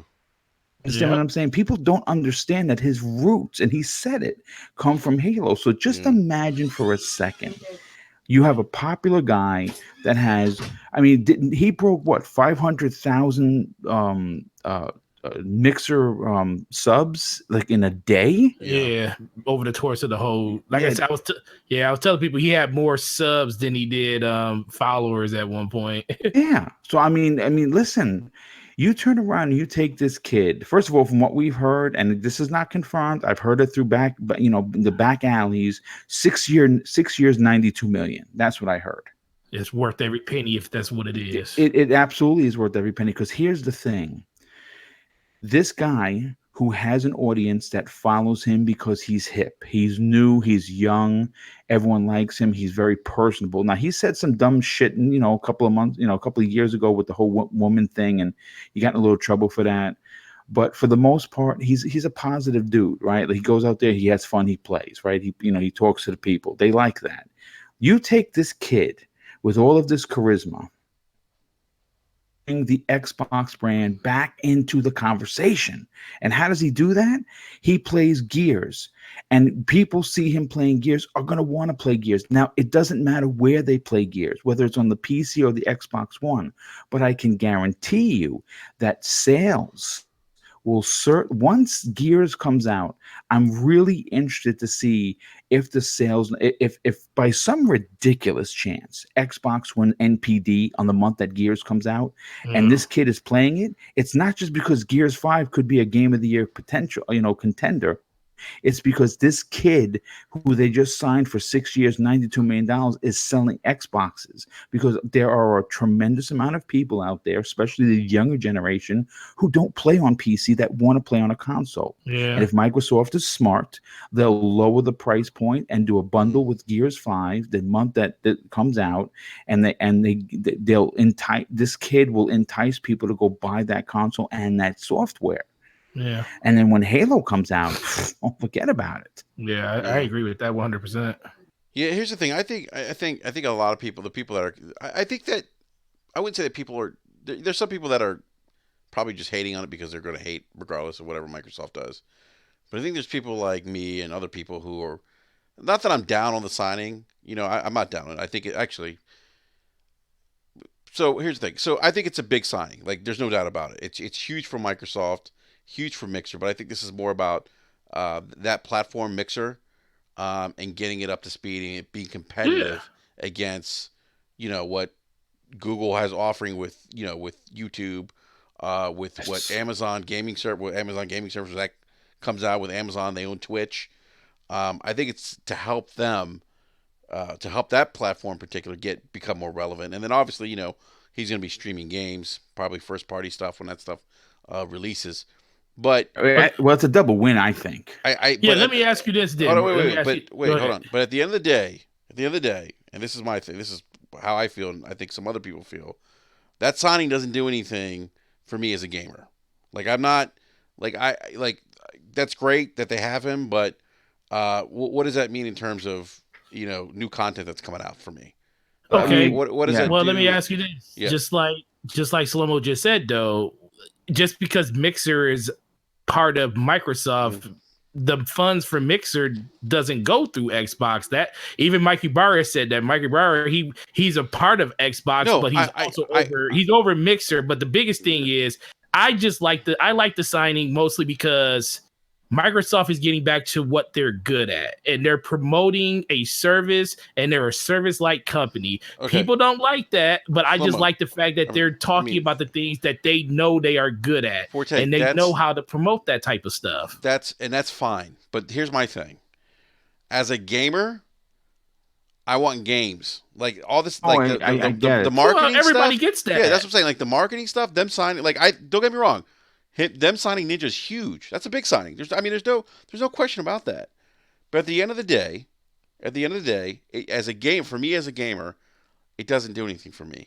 I don't care about Ninja. I don't care about if Microsoft has a big billboard on Times Square. I don't care about that stuff.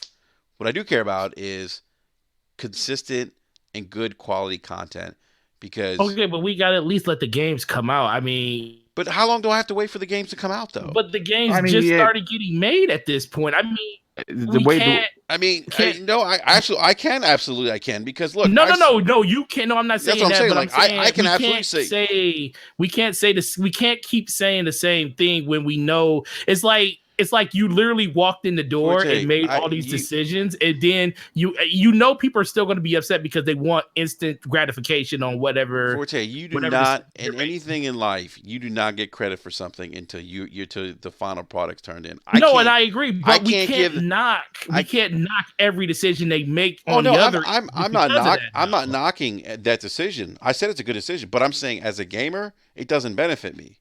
It does nothing. I mean, here's the thing, though. See, the problem with everyone, I mean, including myself, is that if we're comparing oranges to apples, basically. Right. What Sony is doing, they didn't do for the first 4 years. They didn't start cranking out content of really good content until 2017. Right. And you did not hear the same argument then. See, this is where I got a problem. Well, that's not true because they it's true, dude. They did release what was the game? They released the Order 1886. Don't say Killzone Shadowfall. Killzone Shadowfall wasn't good, but No, they were. no, I mean, the- those. The Order But they were 1886, Don't say the Order 1886 either. No, but that game wasn't that good. I mean, No, it was.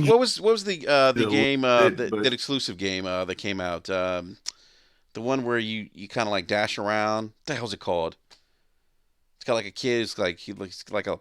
You're talking about Infamous? Infamous? Yeah, Infamous. They dropped Infamous. It was okay. Infamous it wasn't like Infamous was okay. Infamous was reviewed very well. Wait, You mean and then Infamous Second Son? yes, It and then was okay. Infamous Second Son was a good game. yeah, and then Yeah, it was. and then Okay. they partnered. Wait, and then they partnered with From Software and got a second party exclusive in Bloodborne, which is one hell of a game if you haven't played it, right? It's not. It's Right. fantastic. Yeah, But It's see, fantastic. and then to kind of fill the gap, with good quality content, they really did a good job early on, kind of filling the gap with AAA's between the, they weren't dropping bangers after bangers right away. You're right, Boom, but they were dropping games that were actually pretty good that weren't, AAA games. They did have, some of the, they had Rocket League as an exclusive for quite some time. That was really popular. They had Infamous Second Son. Yes, they missed the mark with Killzone. Killzone, I think Metacritic was probably in the 70s. I don't know.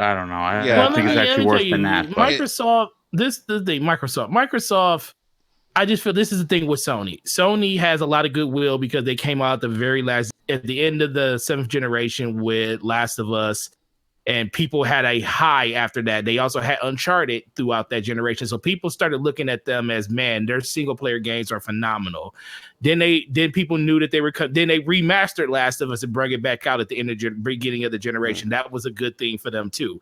Then they had games like you said, like God of War and all those other games. But people were willing to wait on those games because they saw the games were really, really good. They saw and they the had games a bunch really of, but they good. had a bunch Exactly. of stickers in there too. They had some Yes. stickers in there too. The difference is Microsoft doesn't have that luxury. No. Microsoft lost that luxury back in 2011 when Gears of War Judgment came out, and it was the last.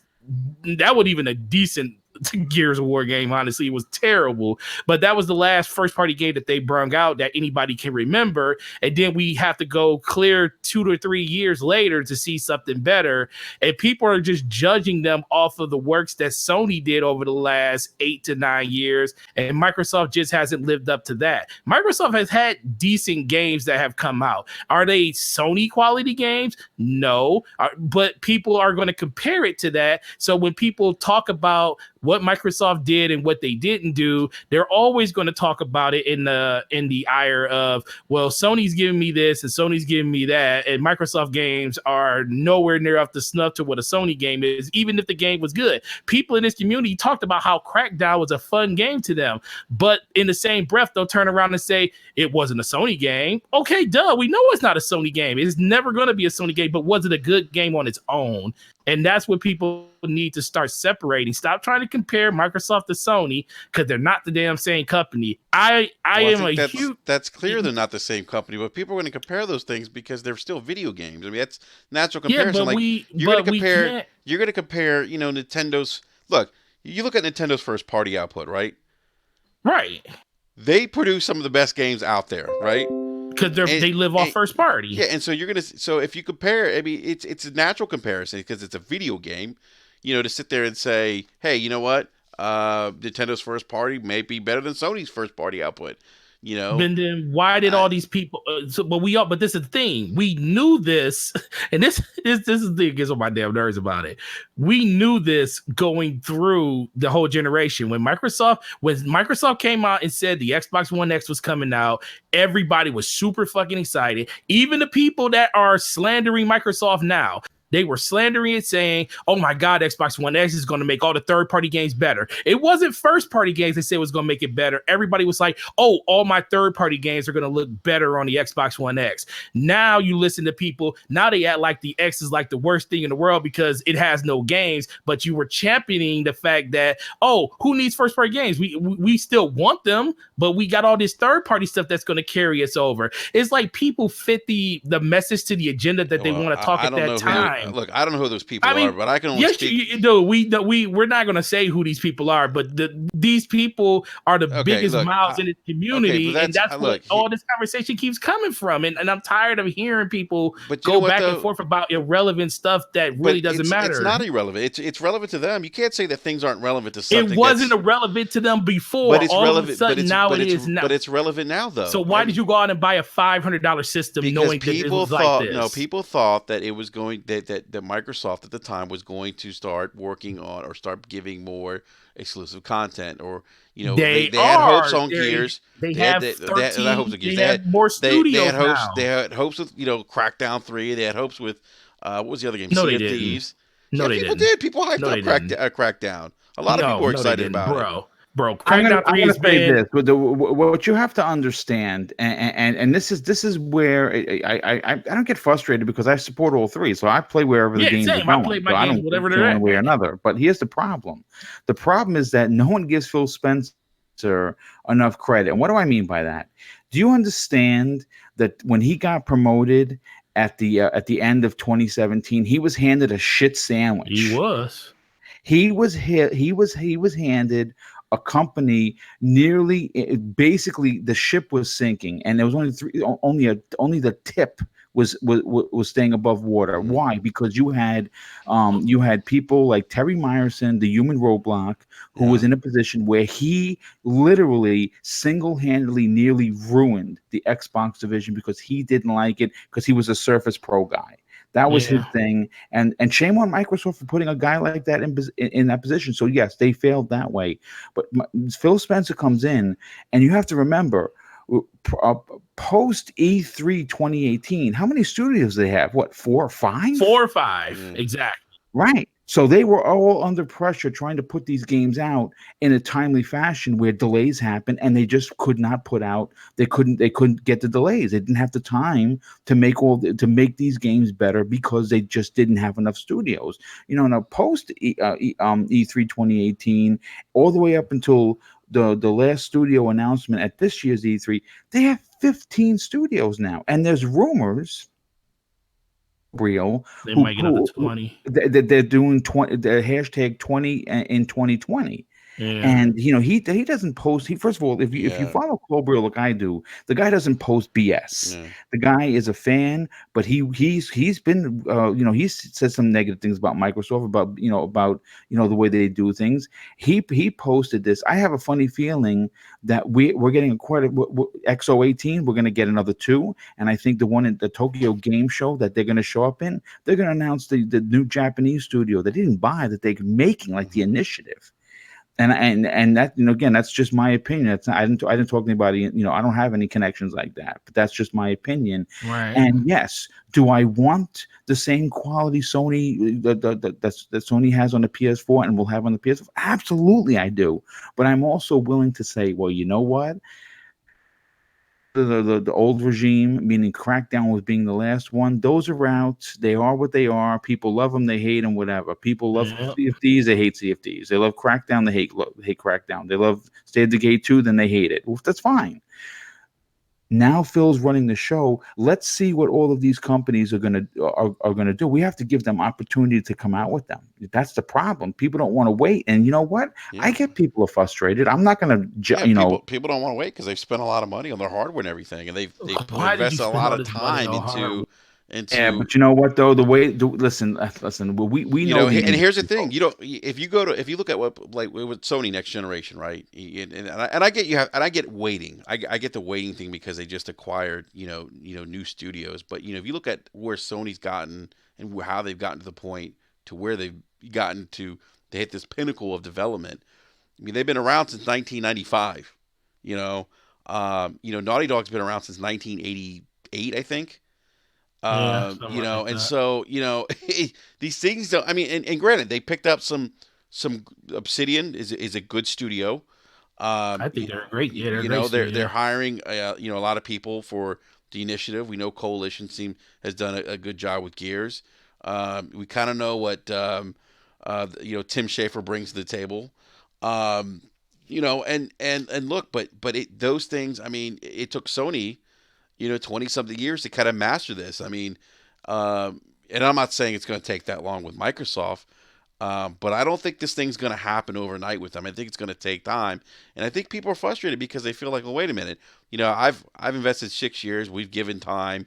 We've been patient. We've heard this, let's wait. We've heard this, let's give him time. We've heard, hey, Phil's had to overcome obstacles. When we've heard now this is Phil's E3. We've heard now this is the box that Phil wanted. Now Phil has to fix services. We've heard all these things, right? And I think people have probably gotten frustrated to the point where they've spent all this time and money and invested a lot of time in waiting, for the kind of maybe gaming experience they haven't gotten, that they're seeing the other two platforms provide gamers now. And I think that's probably where a lot of the frustration is coming from. And I don't think all of it comes from a bad place for people. Obviously, you probably have some people that are fanboying, but I think people, I can tell you, like myself, I've been here since 2001, November Same. 15th, 2001, and I saw Microsoft when they were pumping out like really good exclusives. I was talking to my buddy Double M on Twitter. I used to be in an Xbox Live clan with him. It dates back to 2002. And he's like, I'm done. I can't believe. And a lot of my old clanmates are like that. And it's really surprising to me. I'm shocked by it because these guys were diehard Xbox fans. You couldn't tell them otherwise. They wore that Xbox Live beta tester with a badge with a badge of honor. Like, our mindset in 2002 was the Xbox was the place where hardcore gamers went to go game, because you had Xbox Live, you had games outside of Halo and Gears and in Forza, you had games like Panzer Dragon Orta. From Software had Itoji.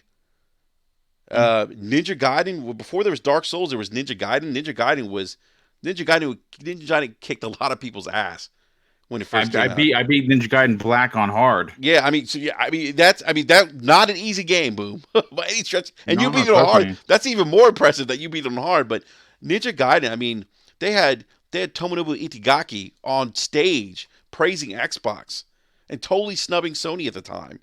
And they had what's his name? I forget his name. Lane. I forget his last name. Of Oddworld Inhabitants. He brought Oddworld as an exclusive. I mean, and this is a box, by the way, machine that had no business getting all these exclusives at the time. It was an unknown commodity. They were going up against. Everyone said the GameCube was going to crush the OG Xbox, and that didn't happen. But they had all these exclusives: Panzer Dragon, Jet Set Radio, Phantasy Star Online, and kudos to Phil, by the way, for getting Phantasy Star Online 2 back on Xbox. Crimson Skies, Mech Assault, Project Gotham Racing 2, which is the best of all the Project Gotham Racing games. They had Dead or Alive as exclusive. God, the second party stuff back in the days was definitely the strong suit. Now they carried that forward in the Xbox 360 They days. did. Now obviously things changed, management changed, ideologies changed. But look, let me just say this. I hear this all the time. I'm leaving Xbox. I can't stand it. You know what? If you paint yourself into a corner that you're playing on one box, shame on you. That's all I'm going to say. Shame on you as a gamer, because your Xbox can sit there out like Gears 5, which is probably going to be an amazing title from start to finish.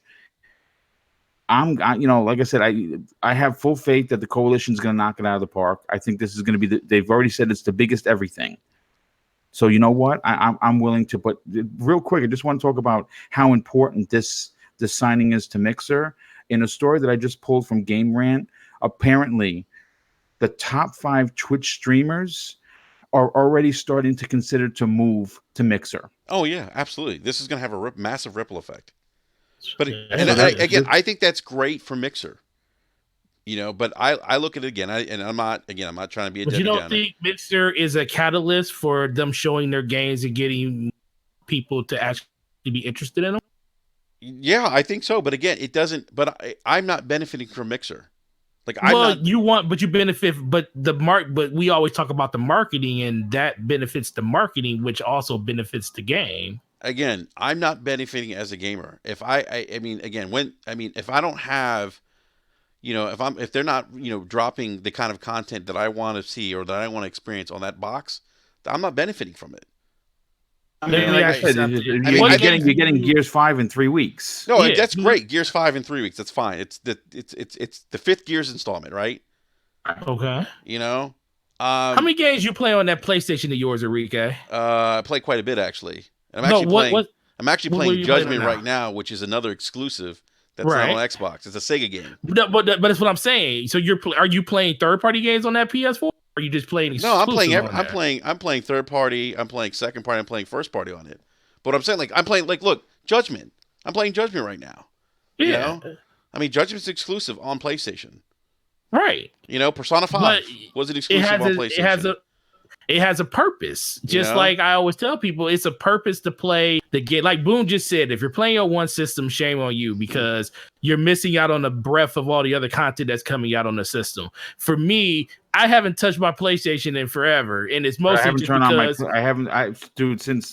since I wasted 30 hours in the zombie game, which wound up being a very disappointment to me. Days Gone, yeah, very disappointing. Yeah. I put 30 hours into that game, and I had the same AK-47 in hour 1 that I had in hour 31. Well, here's the thing, guys, and I say this, and there's guys who I think have legitimate gripes with the Xbox, and I'm not going to fault those people for saying, hey, you know what?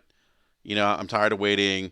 I'm not buying the next gen console. I'm not buying a Scarlet. I get that.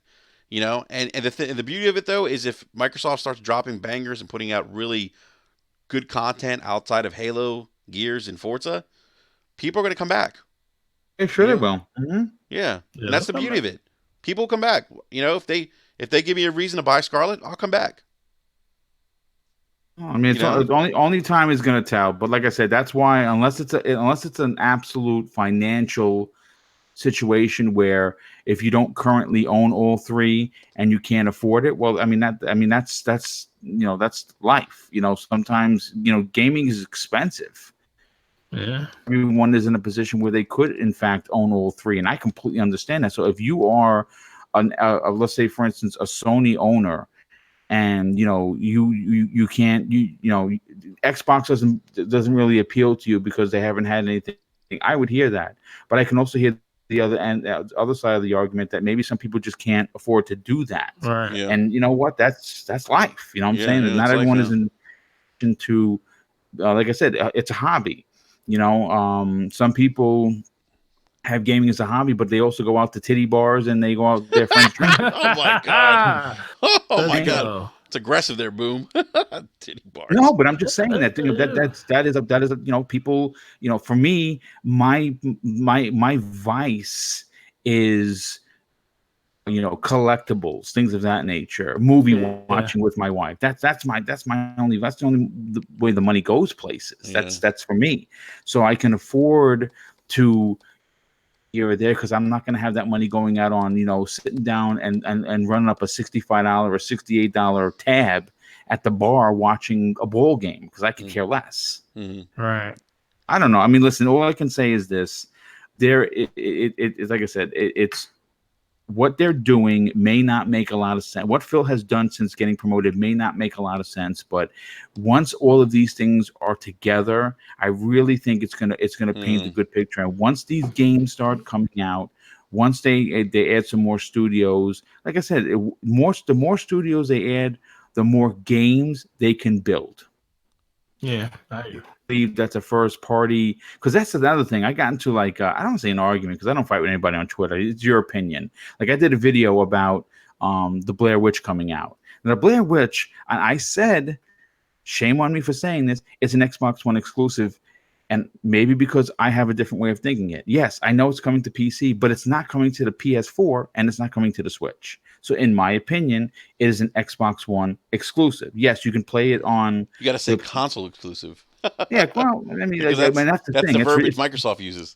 Console exclusive. I'm excited for it, and no one's talking about it. It's exactly what Sony puts out. It's an adult themed, story driven, narrative game that is going to tell a gripping story. It should be terribly frightening for a lot of people. I can't wait to play it with headphones. Yeah.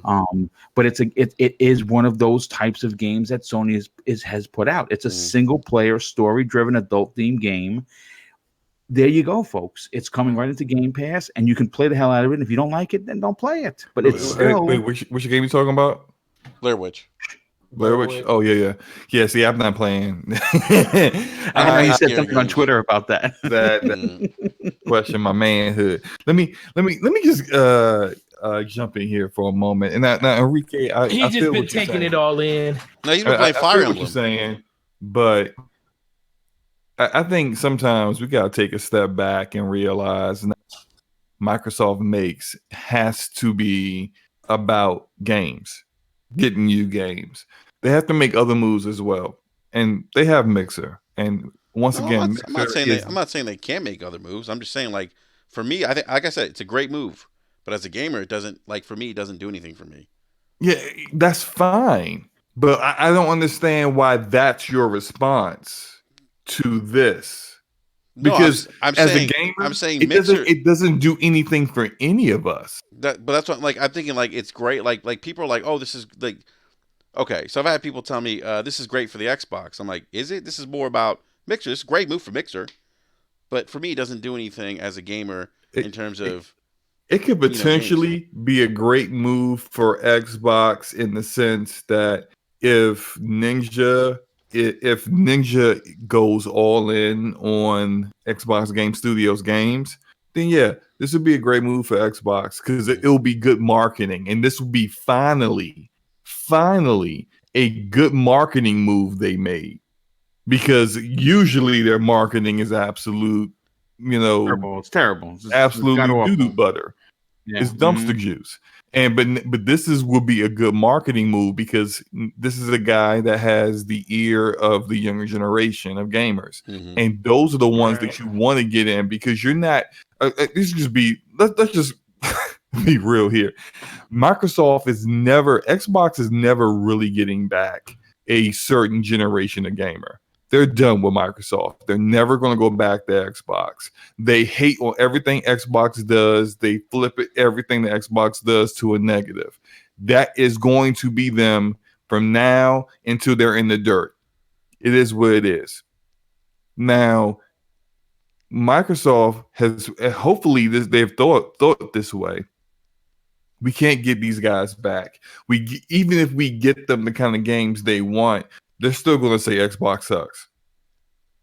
Let's go get the younger generation, the generation that's not jaded, the generation that wasn't gaming Smart. in 2013 when we screwed up and don't relate everything that we do back to 2013. So The younger generation who don't even know what Halo is, they haven't even played a real Halo game. That's a great point. Let's get that generation in, and then when they get to the point where they're adults and they're making all of their gaming decisions outside of their parent, they're looking at like Xbox got all this stuff in Game Pass. That's where I'm going to do my gaming.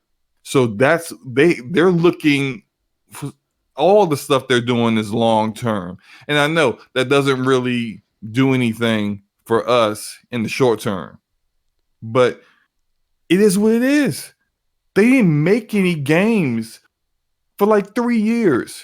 Mhm. They didn't invest in first party last gen. They should have did this last gen, and they didn't do it. So there's nothing like I understand people are out there and they're doing that thing and they're like Microsoft this and Microsoft that. I get it.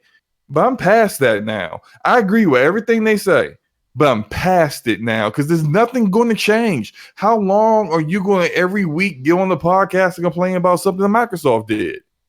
You know what's sad? They're still who they are. They ain't going to change shit. Like, why? Yeah, but you know what though, Slow-Mo? Let me ask something. So you talk about the younger generation of gamer. Yeah. Right. Where's that younger generation of gamer playing right now? They're playing Fortnite. They're playing Apex Legends. But what? Okay, they're playing those games. But what platform are they playing those games on? Yeah, but see, again, I see where you're going with this, and they're playing on the PlayStation. But here's the thing. Dude, is looking at the big picture, and if they could, as this generation comes to a close, the Xbox One. The S and the X are going to drop down significantly in price. The minute that Ninja starts playing Gears 5, the kids that Slow-Mo was talking about that are currently playing on a PlayStation say, wait a second. Gears of War, PlayStation doesn't have this. Mom, Dad, can I get an Xbox One S?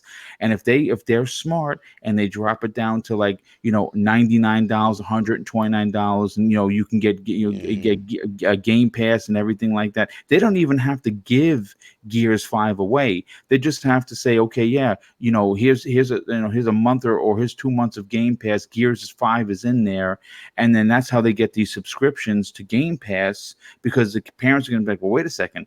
I don't have to buy him a $60 game. I'll have to pay his $10 or $15 a month. I'm in. Listen, like I said, Slow-Mo is 1,000% correct. They are looking at the big picture. They're playing Phil Spencer, whether people want to like it or not, is playing the long game. And I see it because I've been with like you guys since 2001. It's still where I mean, listen, again, I support all 3 consoles, but I still play all of my third-party stuff on the Xbox One because it looks and runs better. I like achievements better than trophies. I like my friends list. I like my Elite controller. So you just brought up friends list, and you talk about the younger generation of gamers. They're tied into their friends. They play where their friends play. Yeah, but that's I see what you're saying. That makes sense. People are not. You talking about? You look at the gap now. We talk about like let's look at the gap. From last console generation to this generation. Xbox sold 90 million 360s. They're at maybe 45 now. So they lost half of their consumer base. Mm-hmm. Sony's looking about 100 11 million by fiscal year end of March 2020. Out of those 100 million people, and let's say there a lot of, I don't know how many of them are younger gamers. The younger gamers aren't going to leave their friends behind to maybe some will to go play an Xbox, maybe some might, but that's a very hard sell when you're tied into an That's why they ecosystem. sign Ninja, though. You understand what I'm saying? Because all it takes is one friend off your list to be playing Gears, and they're like, "Well, we could play Fortnite over here," but they have Gears. But you got to remember something. We were talking about kids who were playing Fortnite and Apex Legends. We're talking about kids who play NBA 2K. Eric, Eric, he does a summer camp. He says all the kids they talk about gaming, none of them talk about gaming on Xbox. They're gaming on PlayStation. Again, it's because it's the cool system. It's the casual cool system. Exactly, and it's where their friends are playing. And so Again, I don't know that how could change. it could change. I don't think it's going to change because you have people already tied into that ecosystem. And People are invested financially into those ecosystems already. That's why they are putting their games. Sell. They're putting their games everywhere. Yeah, no, exactly. That's exactly why they're doing it. They don't promote Xbox. Xbox is a platform. Xbox not. Yeah, right. It's like Xbox is a platform, but they don't promote the Xbox console. No, they'll do the thing at E3. Scarlett's coming. It's a monster. He eats monsters for breakfast. But outside of E3, do they really talk about Scarlett like that? Not really. Their games are going to be on PC. What does Ninja play on? PC. Yeah, he can still play on PC on Mixer. Well, absolutely, he can still play on Nothing PC. has changed as far as him, except for where he clicks. I'm going live on. So, if gamers are like, I want to be like Ninja.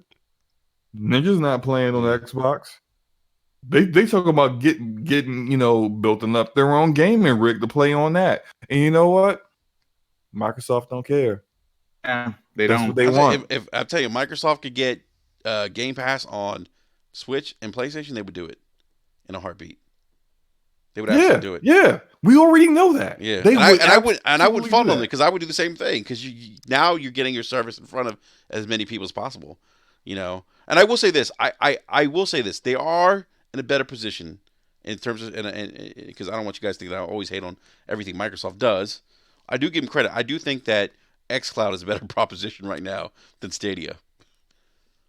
At least from what we know, Stadia. There's no doubt about it. Yeah. Stadia is in trouble, dude. And I think Microsoft. And again, the move for Ninja is big for them because this ties into I think what Microsoft's trying to focus on what they do best, and that's software as a services based company.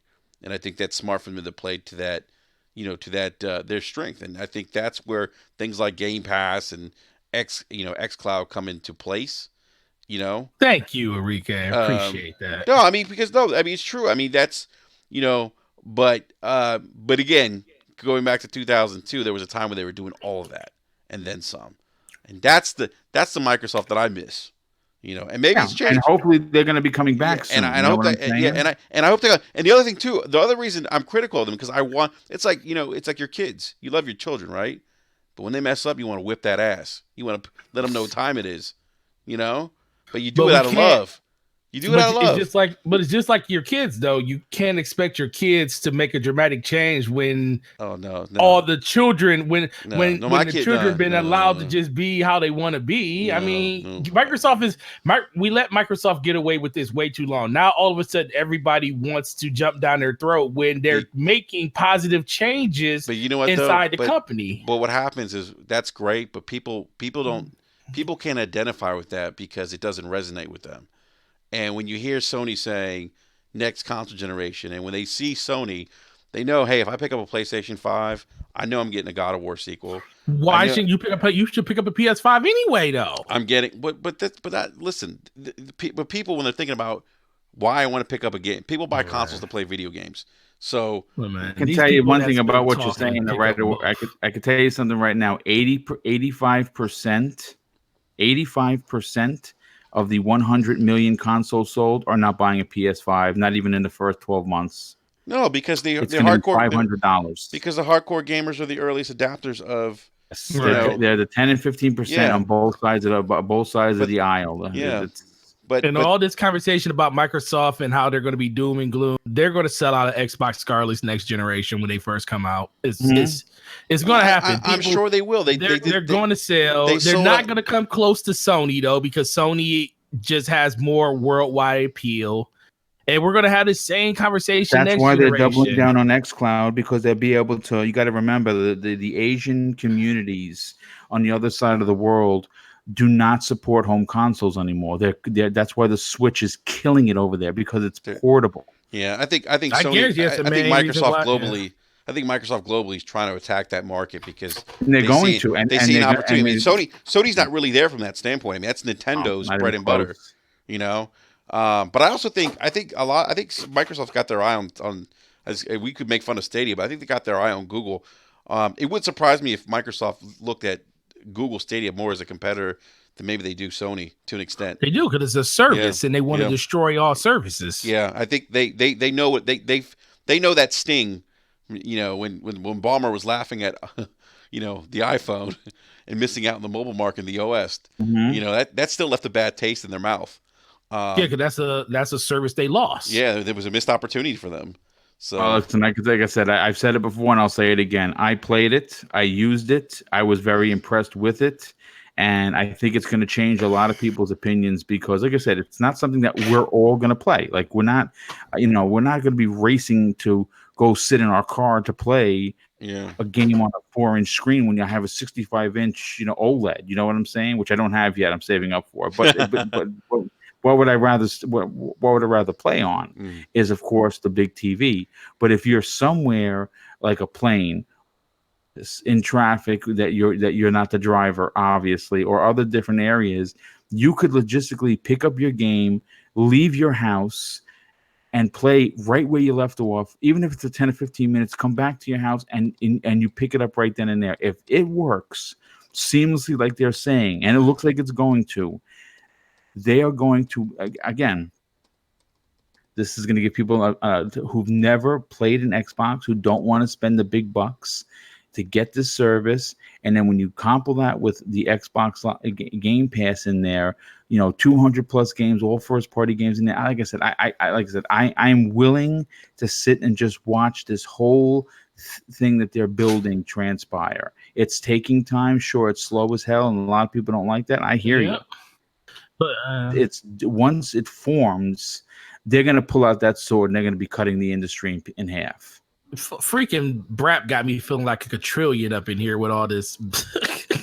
Because it's like I've been talking about this for the longest. Like I on Brap said that Microsoft gave me no reason to buy a Scarlet. And I still mean that because I haven't seen anything first party related that tells me I need to go out and buy it. Now, I'm not saying that I won't get one. I'm just saying as of right now, that's a thing. But the biggest thing that I look at is I know I'm getting the PlayStation because of the games that I saw. I have an Xbox One X that I know will still be viable next generation. If Microsoft shows me something within the next calendar year that makes me feel like I have to have that system, I'll go out and get it. But my problem is I just don't want to hear people continuously talking about the same thing over and over again. Talk about the things that Microsoft's doing good. Like if I don't have anything to say good about Microsoft, I'm surely not going to bring up all the bad stuff because the bad stuff is in the past. I mean, we're talking about all the things they're trying to do good now. And everybody just harpens on the things that's happening in the past. Some people have hit that roadblock right now. I mean, I hit that roadblock. That's the thing, and I'm not telling nobody how they can feel. So I mean, you can feel however you want to feel. Hit that roadblock, and now they're voicing their opinion about it. I mean, it just is what. I just feel like you can't show a double standard, like because literally a year before that, you were talking about how everybody, even the PlayStation people, were saying like, "Why are you buying a $500 system and no games are coming?" That's what they were saying. But then we, in the same breath, will say, well, these people went out and spent all their money on a system. I'm like, a year ago, they said, why did you buy an Xbox One? Xbox One X. I bought it because I want my third-party games to look better. I want the games that I play, Destiny, to run better. I want to have better load times. That's why I bought it. I didn't buy it for any other reason. I didn't buy it for first party because Microsoft didn't have a first party to speak of. So my $500, I don't feel like went in vain. Now, people that went out and spent $500 on other reasons, shame on you. Why is it shame on them? Because you went out and bought something knowing full well that you weren't getting what you wanted from it. Maybe they didn't know that. Yes, they do. The people I'm not talking about the people that's not in the circle. The people in the Twitter circle, those are the people I'm talking, because those people are in the know. They know what's going on in this community. We talk about it on all these different podcasts. There's trust me, there's a reason people like Dealer and people like Boone and this show and Iron Lord's podcast and M&C Morning get like anywhere from 300 to 1,000 views of every show they do. That's because those people are in the know. They know exactly what we know. And those are the people that are on Twitter complaining about something that you already knew was the answer. This was foresighted 2 years ago, but now you want to be upset because it's starting to come to a close. The generation that is. Sony's system is right around the corner, and Microsoft hasn't given you a solid reason to go out and buy the next system. But the one thing they did do is go out and purchase a bunch of studios. Now they want these studios to produce something within a year and a half. It's impossible. No, I don't think anyone's saying we expect but you year later. You keep saying people are waiting, and that's what they're waiting for. They're waiting to see what these games are. Yeah. Now, granted, they see what the first game from Ninja. I think the game from Ninja Theory kind of ticked people off because people wanted more of a different type of game from them, and I think that's what pushed people off on over the edge a little bit. But they still have 14 other studios out there. Some of them we know what they're doing. Some of them we don't know. Like I said, but that is the issue, and I do side with Enrique a little bit on this. They and something to Boom said that they're building and they're really going to take off in a few years. I still have an issue with how they reveal their games also how they market their games. So there's very little marketing going on for these games, which really isn't my problem because I understand. Yeah. Like look at Gears 5. The game's what, about a month away? About a month less than a month away, and they still aren't really. I haven't seen any commercials. No, you're not going to see commercials. What I'm saying is that they still don't announce any games. Like Sony announced games years and years and years in advance, and it works for them. They know what they're good at. They sell hope. If you're a PlayStation fan, you have something to look forward to. There aren't any PlayStation fans feeling like Enrique right now because they know what's coming. Fans feeling like us either. I mean, Nintendo fans know what they're getting. And matter of fact, every time Nintendo comes out with a direct, every single time, Nintendo fans are overjoyed. Why? Because they get some games announced, shown that they're going to be interested in. And I agree with you on that. That's the one downfall that they have. Yeah, why can't Xbox at E3 show everything that they were working on? That's people's frustration, Slomo. That's when Microsoft. What you just said is what a lot of people are frustrated about. Like what you just described is where that frustration is coming from. Yeah, because they still and then had to feel like, we could have showed more. We wanted to hold back for next year. No, you're not in that kind of position, buddy, to be holding stuff back when your community is looking for a reason to buy. Now, your next E3 is before your system launches, but in the meantime, from E3 to now, you've lost a whole, not I'm gonna say a lot, but there's a good percentage of hardcore Xbox gamers that have checked out. Mm-hmm. And so what's so wrong with showing a trailer for Fable What's Nothing. so wrong with just showing Nothing. a graphic of Fable and then showing more next year? They could have played They, the dude, they fate. could have pulled a Nintendo and just did a Metroid Prime Yeah. 4 and that Exactly. one E3. You The know what I'm saying? So hype they could have, Nintendo got off of that. Boom. They could have. Off of not even showing you a lick of gameplay. They had Nintendo fanboys screaming People fainting in like the aisles. yeah. They're They were fainting in the crying. house. But see, look what. But then, okay, let me interrupt you, Slimo. I mean, the other thing too, like I think part of the other thing why people get down is like you look at like Alan Wake 2, right? Yeah. That was a game that a lot of hardcore Xbox gamers wanted for a long time, right?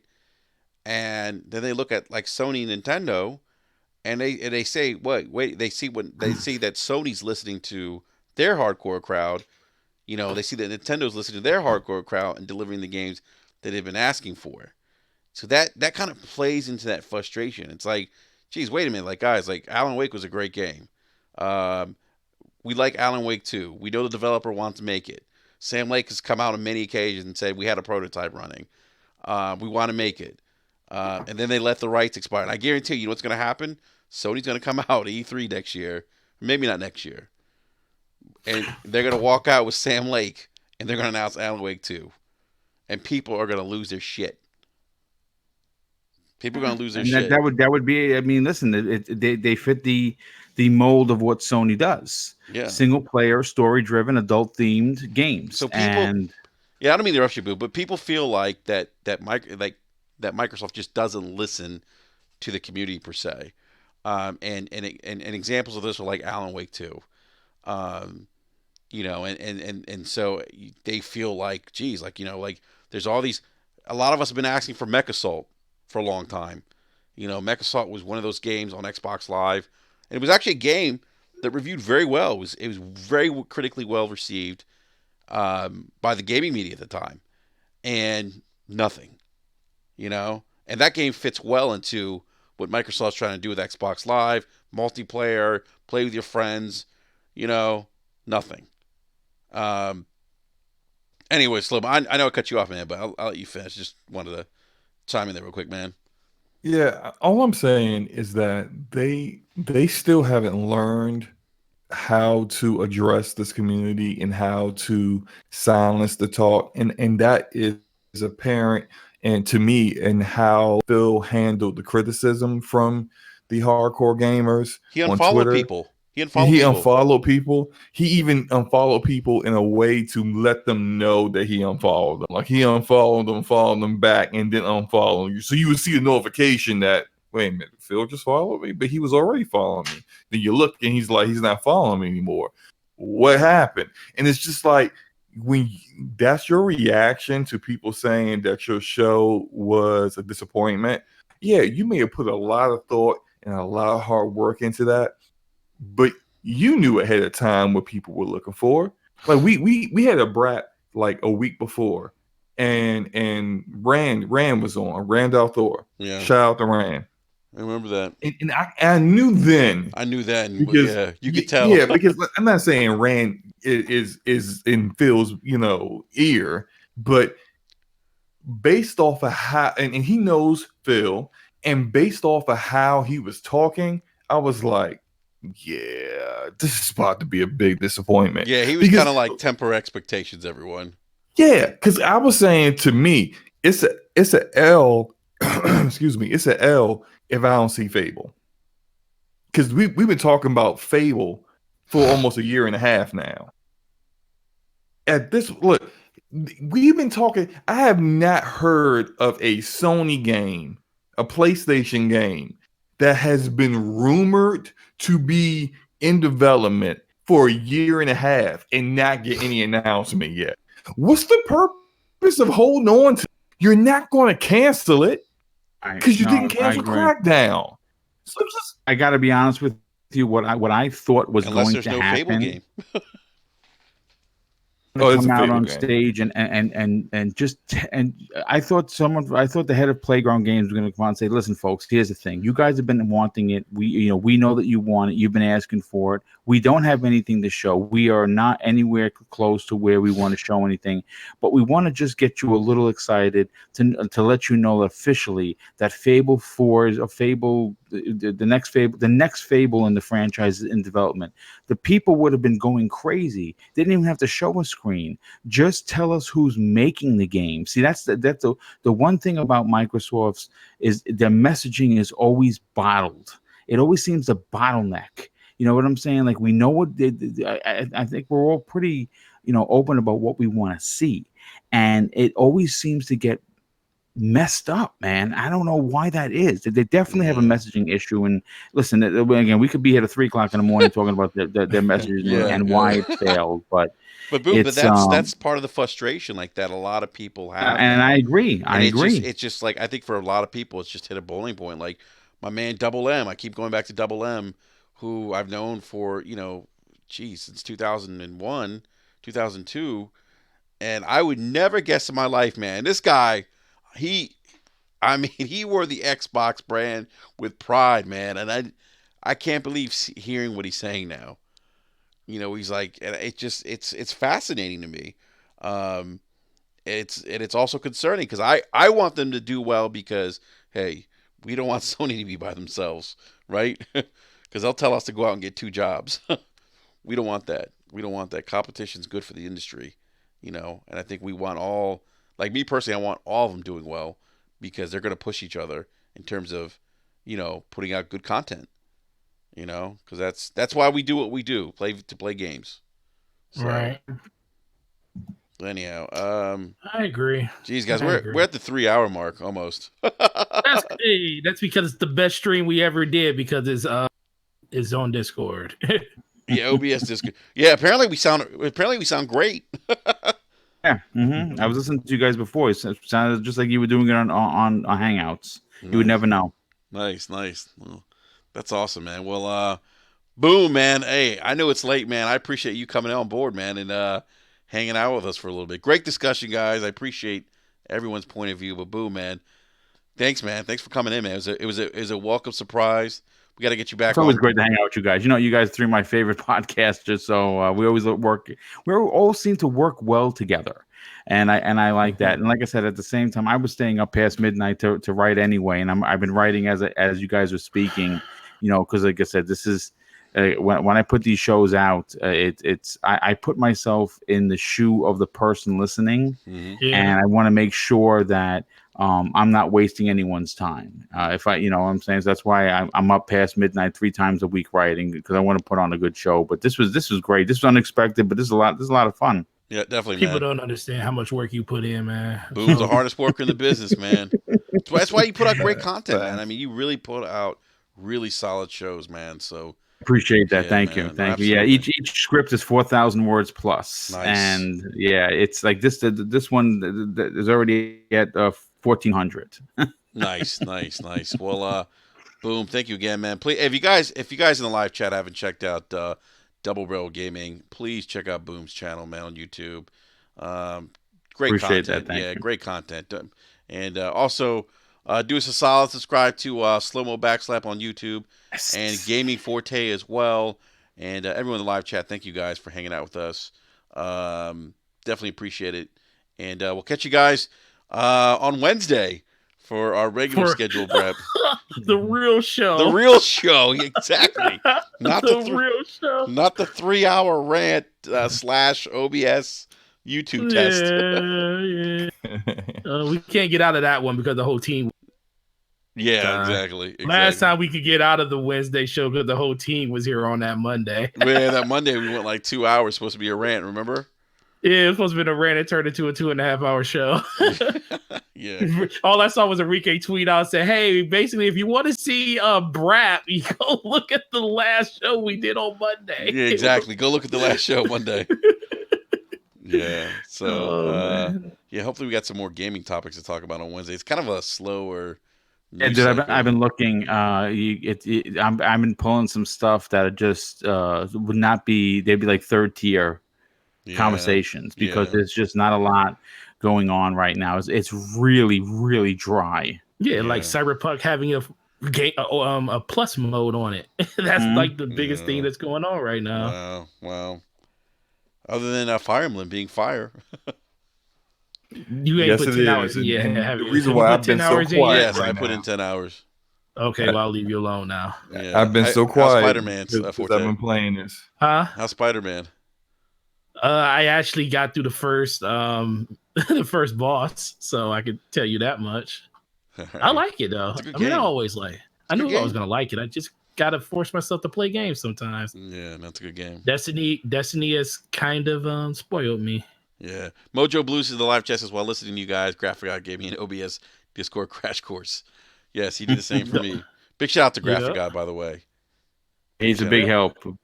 Community leader right there. The guy really does give the shirt off his back. Yeah, he really does. Very nice guy. I mean, he just I can't say enough nice things about him. So, all right, everyone, we're gonna wrap this 3 hour rant. Everyone, again, thank you. And for anyone who stayed in the live chat for 3 hours, thank you guys so much. It really means a lot to us that you take time out of your day to hang out with us. It really does. So I really appreciate it. And if you haven't done so, hit that like button. And we'll see you guys on Wednesday, 9 p.m. Eastern Standard Time for the official Brat podcast. Basement Radio Podcast. Yeah, I gotta get that like in OBS. Like if I can get like a voice to like say, or maybe some music, like some outro music. That'd be pretty good. Wow, yo, boom! Don't use anything that's is copyrighted, because 10 seconds cost me a 2 hour and 20-minute show. So Jeez, man, that's Oh, crazy. really? Yeah. copyright, not a strike. I got a claim. Copyright. So my 2 hour and 20-minute Breakfast of Boom was all for naught for 10 seconds. Jeez. Well, Is that the one for this past Friday? Mm-hmm. yeah. Yeah, you got hurt because you Is it- said you said you was gonna play some music on the outro, and it just happened to be that Yeah, or that's something during the show. Yeah. I'm gonna have to find like some that's been made forever. I've been trying to use it for years. Oh, Because Hey, gotcha. Boom, is it possible for you to just edit that out of your video and then get the copyright taken off? you know what, dude? I don't know how to do that, and I don't want to damage the show, so I'm just gonna eat. Just gonna eat it. You know what? It's one of those lesson learned kind of a thing. You know what I'm saying? Because I thought 13 seconds was good use. it's 10 seconds. Anything, yeah. It's whatever they they decide, because it is 13 seconds. I looked into it, I but see people get hit for 9 seconds before. so it technically, is it really 13 seconds? Probably not. I think that's a number they throw out there, and then they deal with it on a Case by case. whatever basis. Yeah. Yeah. Well, all I'm right. not about doing that, but Yeah. Well. All right, everyone. Everyone have a great evening. We're out. See you on Wednesday. Peace. Peace.